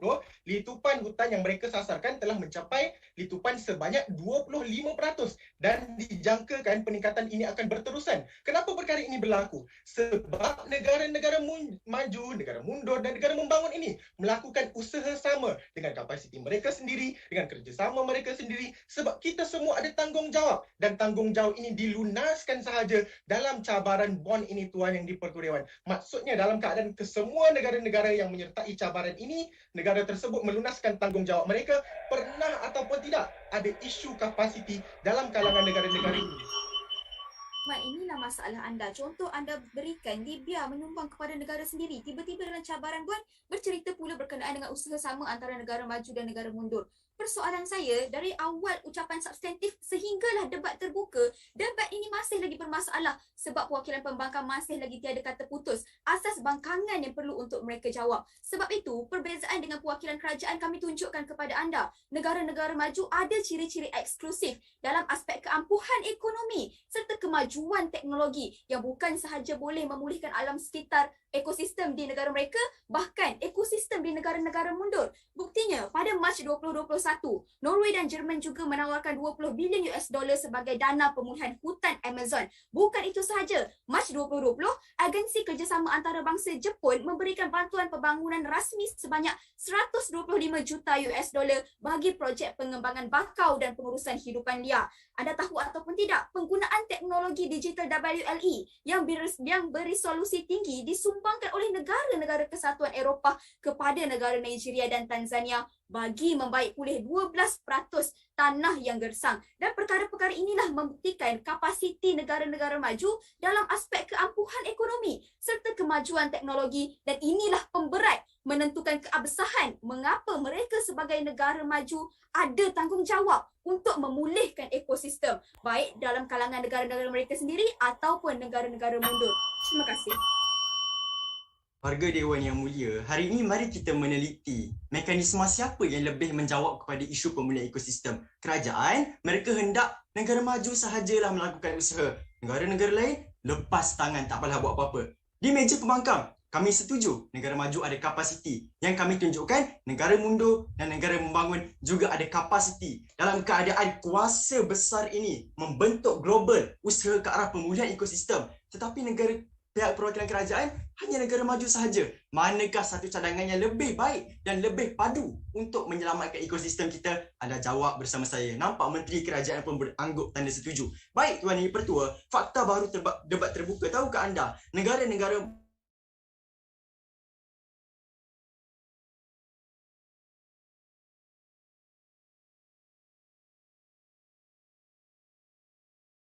kawasan hutan yang telah berjaya dipulihkan sebanyak 13% dan negara ini disasarkan untuk menyumbang penanaman 10 bilion pokok menjelang 2023. Tidak cukup dengan itu, negara membangun seperti China yang telah pun berjaya untuk memulihkan spesies terancam, bangau putih, borong musim sejuk yang meningkat sebanyak 20,000 jumlah kumulatif bilangan spesies menjelang tahun 2021 yang telah pun menghubungkan antara Sungai Hong, Sungai Zangdu, Sungai Yangtze. Kesimpulannya, negara-negara seperti ini ada kapasiti. Maka apa salahnya semua negara dunia bekerjasama, semua negara dunia memainkan peranan masing-masing.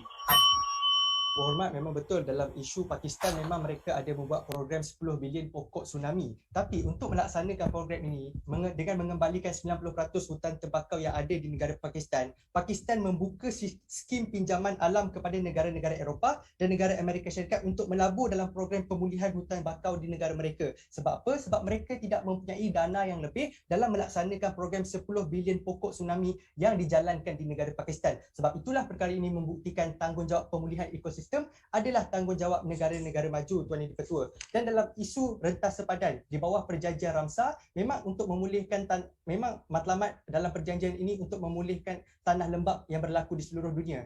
Dan di negara kita sendiri di Malaysia, kita mempunyai lembah Danau Sabah dan usaha-usaha dana yang diberikan dalam melaksanakan program lembah Danau Sabah ini dijalankan oleh negara-negara OECD, iaitu negara Australia dan juga negara Singapura, Tuan Yang Dipertua. Maksudnya, perkara ini telah membuktikan dalam melaksanakan program perjanjian rentas sepadan dan isu rentas sepadan ini, kita memerlukan bantuan daripada negara-negara maju. Baik, rangkuman dalam debat terbuka hari ini. Di pihak pembangkang, mereka masih lagi tidak menafikan usul. Malah mereka bersetuju tanggungjawab pemulihan ekosistem adalah tanggungjawab negara-negara maju. Cuma dibesar dan dibezakan dengan tanggungjawab orang-orang lain juga sahaja, Tuan Yang Dipertua. Tetapi keadaan bukan tanggungjawab negara maju tidak pernah jelas. Dan mereka sekadar melambakkan usaha-usaha negara-negara membangun dan negara mundur. Usaha memang ada, namun kita ingin berdebat tentang tanggungjawab. Adakah betul kapasiti yang lebih datang tanggungjawab yang lebih? Baiklah Tuan Yang Dipertua Dewan, kalaulah perwakilan kerajaan hanya bercerita negara maju ini ada dana, saya juga boleh tunjukkan kepada anda negara membangun dan negara mundur ini juga ada dana. Contohnya seperti negara Afrika Selatan yang melaburkan 1.15 bilion US dollar untuk inisiatif pembaikan air. Maksudnya apa? Negara membangun dan negara mundur juga ada kapasiti yang mereka bawa dalam Dewan Perdebatan. Menunjukkan kapasiti ini tidak pernah eksklusif. Di dalam debat terbuka ini ada beberapa perkara saya ingin membuat timbang tara dalam Dewan Perdebatan. Fakta mereka bercerita berkenaan dengan pemulihan ekosistem dan kapasiti keampuhan teknologi dan ekonomi, di mana menurut mereka kapasiti ini adalah kapasiti eksklusif. Begitupun perkara ini telah saya jawab sebentar tadi, bagaimana negara Afrika Selatan sekalipun telah berjaya untuk melaburkan 1.15 bilion untuk pembaikan air. Justru, apakah fakta-fakta yang dilambakkan oleh perwakilan pembangkang untuk menjawab usul? Kami tunjukkan kepada anda kerjasama negara-negara dunia dalam mendepani isu air rentas sempadan di antara negara maju, negara mundur dan juga negara membangun. Juga, antara fakta yang kami tunjukkan kepada anda adalah menerusi sabaran bom yang merentas negara. Kamilah yang lebih menjawab kepada usul dalam Dewan Perdebatan. Assalamualaikum. Ya, terima kasih kepada ahli yang berhormat dari kedua-dua kumpulan yang telah memanfaatkan 12 minit yang diberikan dengan pandangan-pandangan dan hujah-hujah yang cukup baik. Dan terima kasih juga kepada pembantu saya, Saudara Ahmad Bukhari yang cukup fokus menjaga masa. Inilah istimewanya sebab beliau tak ada masalah rumah tangga. Ya? Jadi dia boleh fokus sepenuh masa kepada pertandingan kita. Terima kasih Saudara Ahmad Bukhari dan terima kasih kepada ahli yang berhormat. Dan kita sambil kita memberi masa kepada kedua-dua pasukan untuk menyediakan siapakah yang akan membuat penggolongan. Kita lihat dulu berapakah bajet ataupun peruntukan yang disediakan kepada ahli-ahli yang berhormat untuk pertandingan akhir debat alam sekitar ini. Johan akan menerima piala pusingan wang tunai RM8,000, juga hadiah iringan dan sijil penyertaan. Sementara Naib Johan akan menerima RM5,000 hadiah iringan dan sijil penyertaan. Saya nak bagi cadangan kepada Puan Nolin, Ketua Pengarah JS kita, kalau boleh tahun depan kita tambah lagi satu hadiah. Johan akan mendapat istimewaan iaitu bermalam di Gunung Kinabalu, dan Naib Johan pula akan mendapat hadiah tambahan iaitu bermalam di Gunung Tahan. Kita tengok siapa yang paling tahan, ya. Jadi itu cadangan saja. Jadi alam sekitar adalah milik kita semua, sudah menjadi tanggungjawab kita semua untuk memelihara serta menguruskan sumber semula jadi dengan cara yang terbaik. Baiklah, bagaimana ahli yang berhormat sudah bersedia untuk sesi penggolongan. Sampailah kita ke segmen yang ketiga sekarang, iaitu sesi penggolongan. Masa yang diberikan bagi setiap penggulung ialah sebanyak 4 minit. Ya, kita akan mulakan dengan wakil pembangkang. Siapakah yang nak membuat penggulungan daripada pihak pembangkang? Silakan.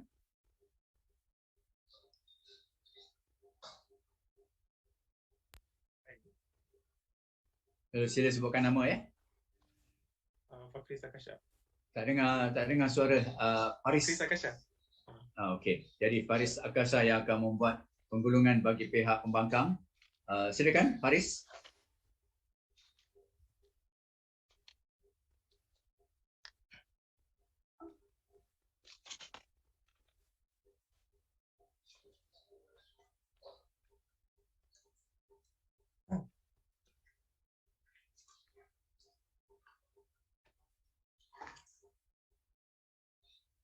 Hadirin dan hadirat sekalian, kalau kita amati pembawaan perwakilan kerajaan dalam Dewan Perdebatan ini, persis perkara yang sudah ditegah oleh sastrawan negara Gemulah Usman Awang dalam puisinya yang bertajuk Masyarakat Burung kepada Datuk Bandar. Pesan Usman Awang, peliharalah tiap pucuk dan akar tumbuhan, tiap helai daun, tiap helai kelopak bunga, tiap rimbunan tutan.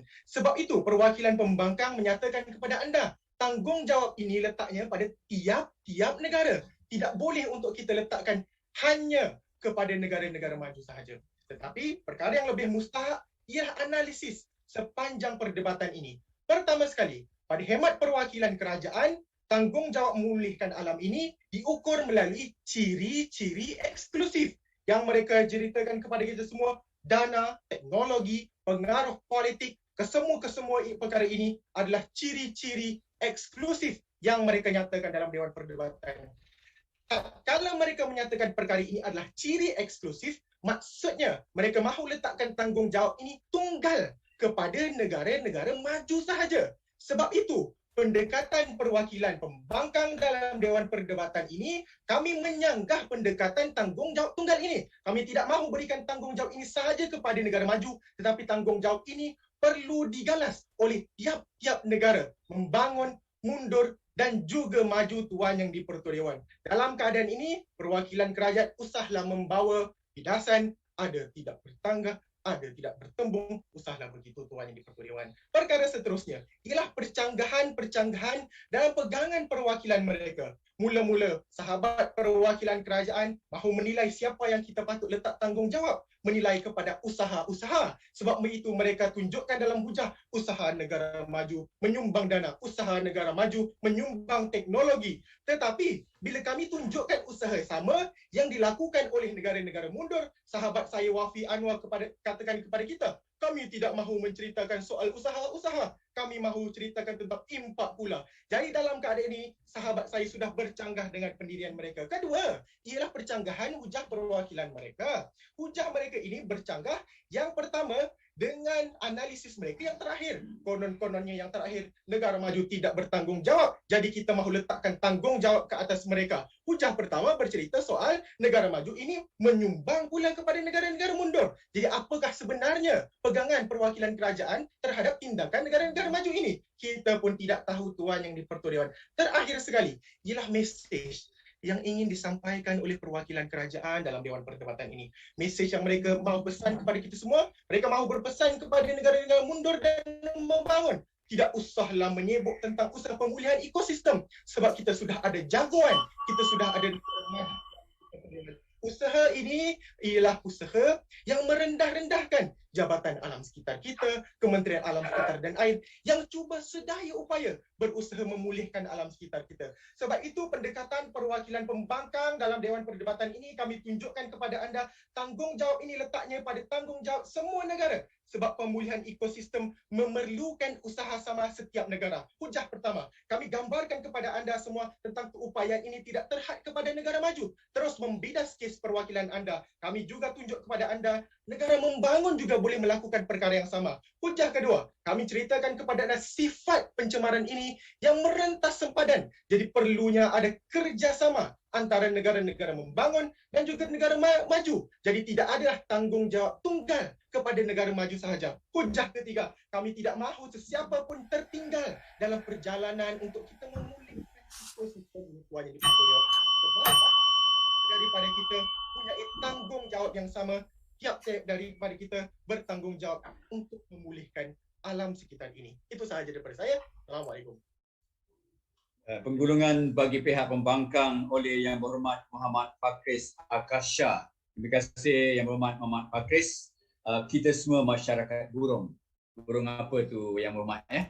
Jadi kita tinggalkan dulu barisan pembangkang. Kita kembali kepada barisan kerajaan. Penggulungan bagi pihak kerajaan. Siapakah agaknya, wakilnya? Silakan. 4 minit masa yang diberikan.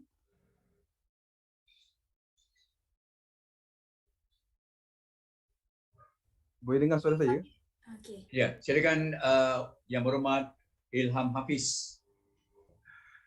Bismillahirrahmanirrahim. Meletakkan tanggungjawab ke atas sesuatu pihak bukanlah semudah membeli goreng pisang di kedai Mak Cik Kiah. Menyedari akan hakikat ini, kerajaan hadir dengan 7 analisis berbeza untuk mengabsahkan tindakan kami. Kami teliti, menganalisis dari semua aspek, kesulitan kegentingan pemulihan ekosistem, kapasiti negara-negara maju dari keampuhan ekonomi, kemajuan teknologi, pengaruh politik dan kuasa lunak, perbandingan sifat industri negara memaju dan bangun. Pola kejayaan negara maju menyahut seruan antarabangsa, malah kesan tampak dan tidak tampak kepada mentaliti masyarakat dunia sekiranya kita meluluskan usul ini. Kes kami bukan menilai kepada usaha-usaha negara maju seperti yang dituduh oleh pembangkang, tetapi kedudukan dan kapasiti negara maju. Kes kami, sekiranya negara maju tidak buat apa-apa pun, mereka tetap bertanggungjawab. Inilah kegagalan yang kita dapat garap dari pembangkang. Seusai tamat penggulungan pembangkang, saya boleh rumuskan bahawa kegagalan terbesar mereka ialah kegagalan untuk membezakan usaha dan tanggungjawab. Semua orang ada usaha masing-masing. Namun dalam menentukan siapakah yang perlu diamanahkan tanggungjawab untuk memacu sesuatu perkara, ia perlu dinilai melalui kapasiti mereka, bukan sekadar usaha. Tamsilnya mudah.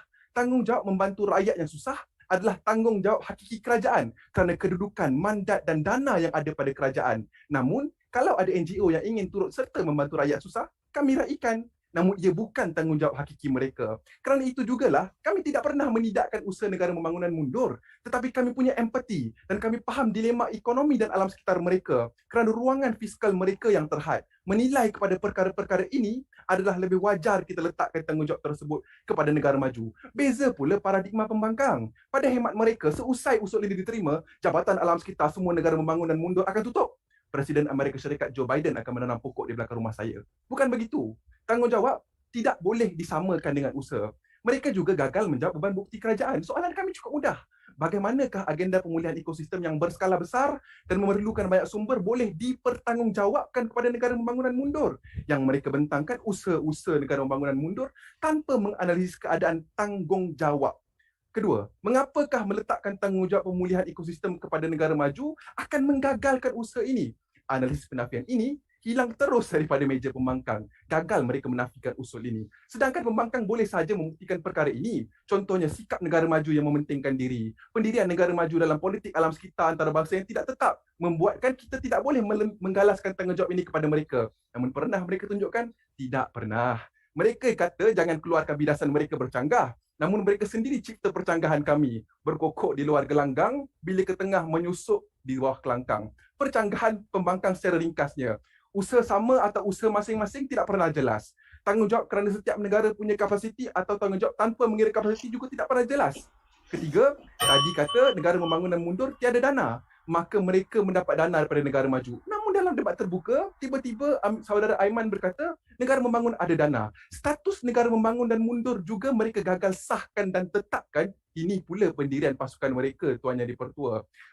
Perbandingan nilai antara kerajaan dan pembangkang, saya sandarkan pada konsep keadilan. Saya yakin semua tahu dan semua arif tentang makna keadilan. Keadilan itu meletakkan sesuatu pada tempatnya. Pada khidmat kerajaan, dalam konteks pemulihan ekosistem adalah adil. Sekiranya kita meletakkan tanggungjawab tersebut kepada mereka yang berkapasiti tinggi. Namun sekiranya kita mengikut kes pembangkang, keadilan tidak akan tertegak. Malah cadangan zalim mereka akan menyebabkan negara-negara membangun dan mundur terus terperangkap dalam dilema pembangunan lestari. Kerana kami percaya, meskipun mereka ada kapasiti, namun keampuhan kapasiti mereka tidak setanding dengan negara maju. Maka pada akhirnya, apakah nasib pemulihan ekosistem? Tuan-tuan dan puan-puan sekalian, saya mohon agar usul pemulihan ekosistem adalah tanggungjawab negara-negara maju diterima seisi Dewan. Itu sahaja daripada saya. Terima kasih Yang Berhormat Muhammad Ilham Hafiz. Yang Berhormat ni memang banyak ilham. Anak ketiga daripada 3 orang adik-beradik mengambil ijazah sarjana muda undang-undang tahun kedua. Jadi ahli-ahli Yang Berhormat, suka saya menarik perhatian, ya. Sama ada kita menang atau kalah, ya. Kita telah sama-sama mencipta sejarah menyertai final debat alam sekitar secara maya. Jadi kita harap kita dapat melihat kembali, ya, rakaman pertandingan ini selepas ini. InsyaAllah kita minta kerjasama daripada JAS. Baiklah, sebelum saya serahkan kembali kepada Dijaga Tampan Abdul Aziz Razak, kita lihat dulu kali keempat, ya, sebenarnya UiTM dan UIAM ni bertemu di peringkat akhir. Ini adalah kali keempat dalam pertandingan akhir debat alam sekitar. Tahun 2008 mereka bertemu dalam peringkat akhir di UMS Kota Kinabalu Sabah, di mana UiTM muncul juara. 2014 mereka bertemu pula dalam final di Unimap Perlis dengan UIAM terpilih sebagai juara. Dan pada tahun 2015 pula UiTM dan UIAM bertemu dalam peringkat akhir di Universiti Teknologi Petronas UTP Seri Iskandar Perak, di mana UIAM berjaya mengekalkan kejuaraan. Dan kali ini untuk edisi yang ke-27, mereka baru saja selesai bertanding di peringkat akhir. Pasukan manakah yang bakal dinobatkan sebagai juara? Kita tunggu keputusan sebenarnya sebentar lagi daripada barisan panel juri kita yang bijaksana. Jadi terima kasih kepada ke-7 orang panel juri kita yang bijak bistari, dan terima kasih juga kepada 2 jejaka penjaga masa, Ahmad Bukhari dan Azwan Barun. Selepas ni Ahmad Bukhari nak menyanyi pula, ya. Dan terima kasih juga yang tidak terhingga kepada Jabatan Alam Sekitar yang memberi peluang kepada saya untuk mengendalikan pertandingan akhir ini bagi kali yang ke-25. Dan sebelum kami mengundur diri kepada generasi muda harapan bangsa, pisau raut dari Bengkulu, bentang tilam tengah halaman, pasir dan laut menjadi guru, alam terbentang jadi pedoman. Yang baik itu datangnya dari Allah, yang buruk itu datangnya dari kita semua. Saya serahkan kembali kepada Saudara Abdul Aziz Razak. Silakan. Baiklah hadirin sekalian, kini tibalah masa yang ditunggu-tunggu. Debaran semakin memuncak untuk mengetahui siapakah juara atau johan bagi pertandingan debat alam sekitar antara IPT kali ke-27 ini sempena sambutan Hari Alam Sekitar Negara tahun 2021. Dengan ini, majlis menjemput Yang Berusaha Dr. Nagulendran Kangayat Karasu, Timbalan Ketua Setiausaha Kementerian Alam Sekitar dan Air, Yang Berusaha Puan Nurlin Jaafar, Ketua Pengarah Jabatan Alam Sekitar, Yang Berusaha Datuk Haji Abang Salihuddin bin Abang Syukran, Ketua Pengarah Dewan Bahasa dan Pustaka, Yang Berusaha Profesor Dr. Syamsul bin Sahibuddin, Pengerusi Majlis Debat Universiti Malaysia Madum untuk berada di ruang pentas utama ini bagi menyempurnakan sesi pengumuman keputusan pemenang-pemenang bagi pertandingan akhir debat alam sekitar kali ke-27 ini. Dipersilakan.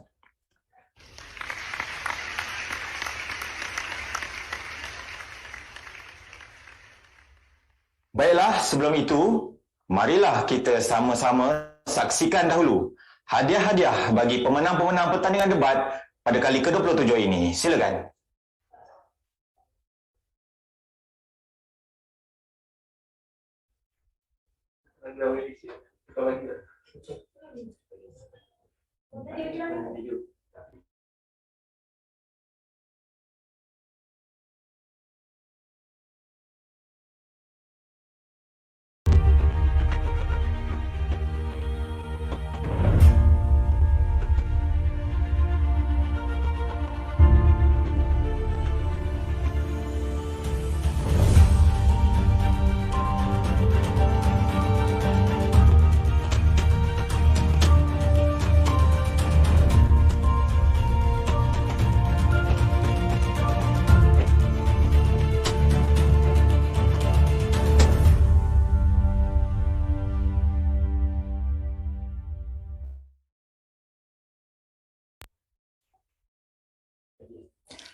Hadirin sekalian, majlis penyampaian hadiah ini akan dimulakan dengan dua pemenang hadiah sagu hati kepada para pasukan pendebat yang telah berjaya bertanding sehingga ke peringkat separuh akhir, dan dengan ini dijemput pasukan pendebat dari Universiti Sains Islam Malaysia USIM dan Universiti Sains Malaysia USM untuk menerima hadiah.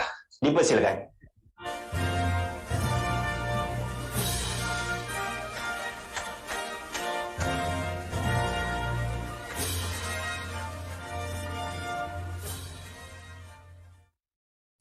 Seterusnya, majlis memohon para penerima hadiah untuk memandang ke arah kamera seketika bagi sesi foto secara maya bersama tetamu jemputan dan div-div kehormat kita. Baik, terima kasih di atas sesi foto sebentar tadi. Tahniah diucapkan kepada kedua-dua IPT sebentar tadi. Hadirin sekalian, seterusnya saya akan umumkan pemenang bagi kategori pendebat terbaik Liga. Pemenang pendebat terbaik Liga akan membawa pulang piala pusingan debat alam sekitar, hadiah iringan dan wang tunai sebanyak RM1,000 Malaysia dan sijil penyertaan. Dengan ini, pendebat terbaik Liga pertandingan debat alam sekitar kali ke-27 tahun 2021 dimenangi oleh Muhammad Amirul Izzat bin Ismail dari Universiti Malaya. Dipersilakan.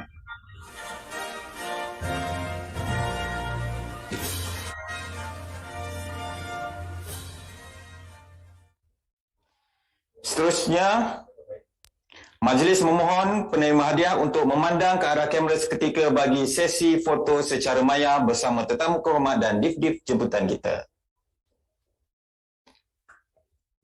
Tahniah diucapkan.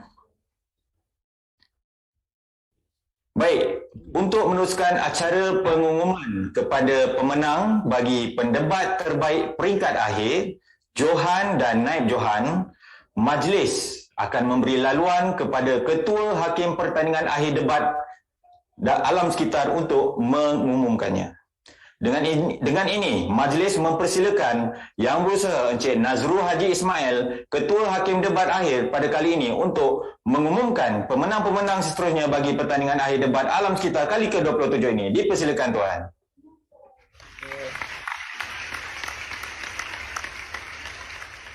Assalamualaikum warahmatullahi wabarakatuh. Yang saya muliakan yang berusaha Dr. Nagulendran, sahabat saya kira. Yang berusaha Puan Nolin KP JAS, yang bahagia Datuk Abang Saliuddin, juga sahabat, pernah jadi hakim bersama-sama dalam debat alam sekitar. Kemudian yang berusaha Dr. Samsul Pengurusi Madum, apa khabar Prof? Div-div kehormat, pegawai kanan Kementerian dan Jabatan Alam Sekitar, rakan-rakan Urustia Puan Zuraini Ahmad Tajuddin, pengurusi DAS, rakan-rakan hakim akhir dan hakim di peringkat awal, Ustaz Panji Alam Setiausaha Madum, para pendebat, tuan-tuan dan puan-puan, saudara-saudari yang saya hormati sekalian. Kita bersyukur hari ini kita dapat menyaksikan satu pertandingan yang sangat sengit dan menarik bagi kedua-dua pasukan. Daripada 28 pasukan yang bertanding, yang dua ini adalah pasukan yang telah berjaya masuk ke final, UIA dan UiTM. Satu Gombak dan satu Shah Alam. Jadi dua-dua bertanding pada pagi ini. Okey, saya akan umumkan keputusan terus untuk keputusan final ini. Dengan marginnya 5, jurinya sangat meyakinkan. Okay. Saya umumkan pendebat terbaik pertandingan akhir ialah, ini pun ada split, kan? Jadi kita terpaksa berbincang untuk memilih best speaker. Okay. Jadi best speaker ataupun pendebat terbaik akhir ialah Saudara Muhammad Ilham Hafiz Azmi, UIM Kerajaan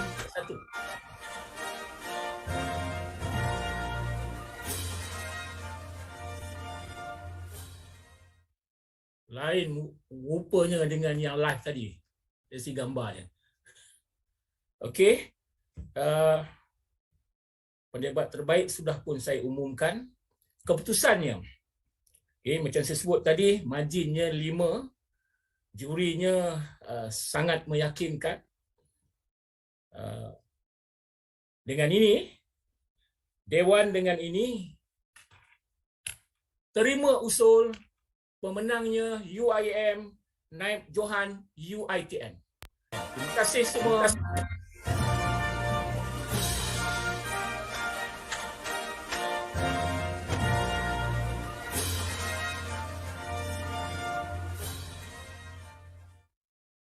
Terima kasih semua.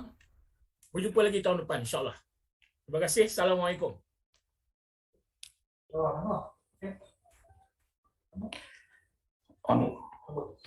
Baiklah, terima kasih diucapkan kepada Encik Nazru Haji Ismail, Ketua Hakim Debat Akhir pada kali ini di atas pengumuman bagi acara kemuncak pada hari ini. Seterusnya, majlis memohon para penerima-penerima hadiah sebentar tadi untuk memandang ke arah kamera seketika bagi sesi foto secara maya bersama tetamu jemputan dan div-div kehormat kita. Silakan.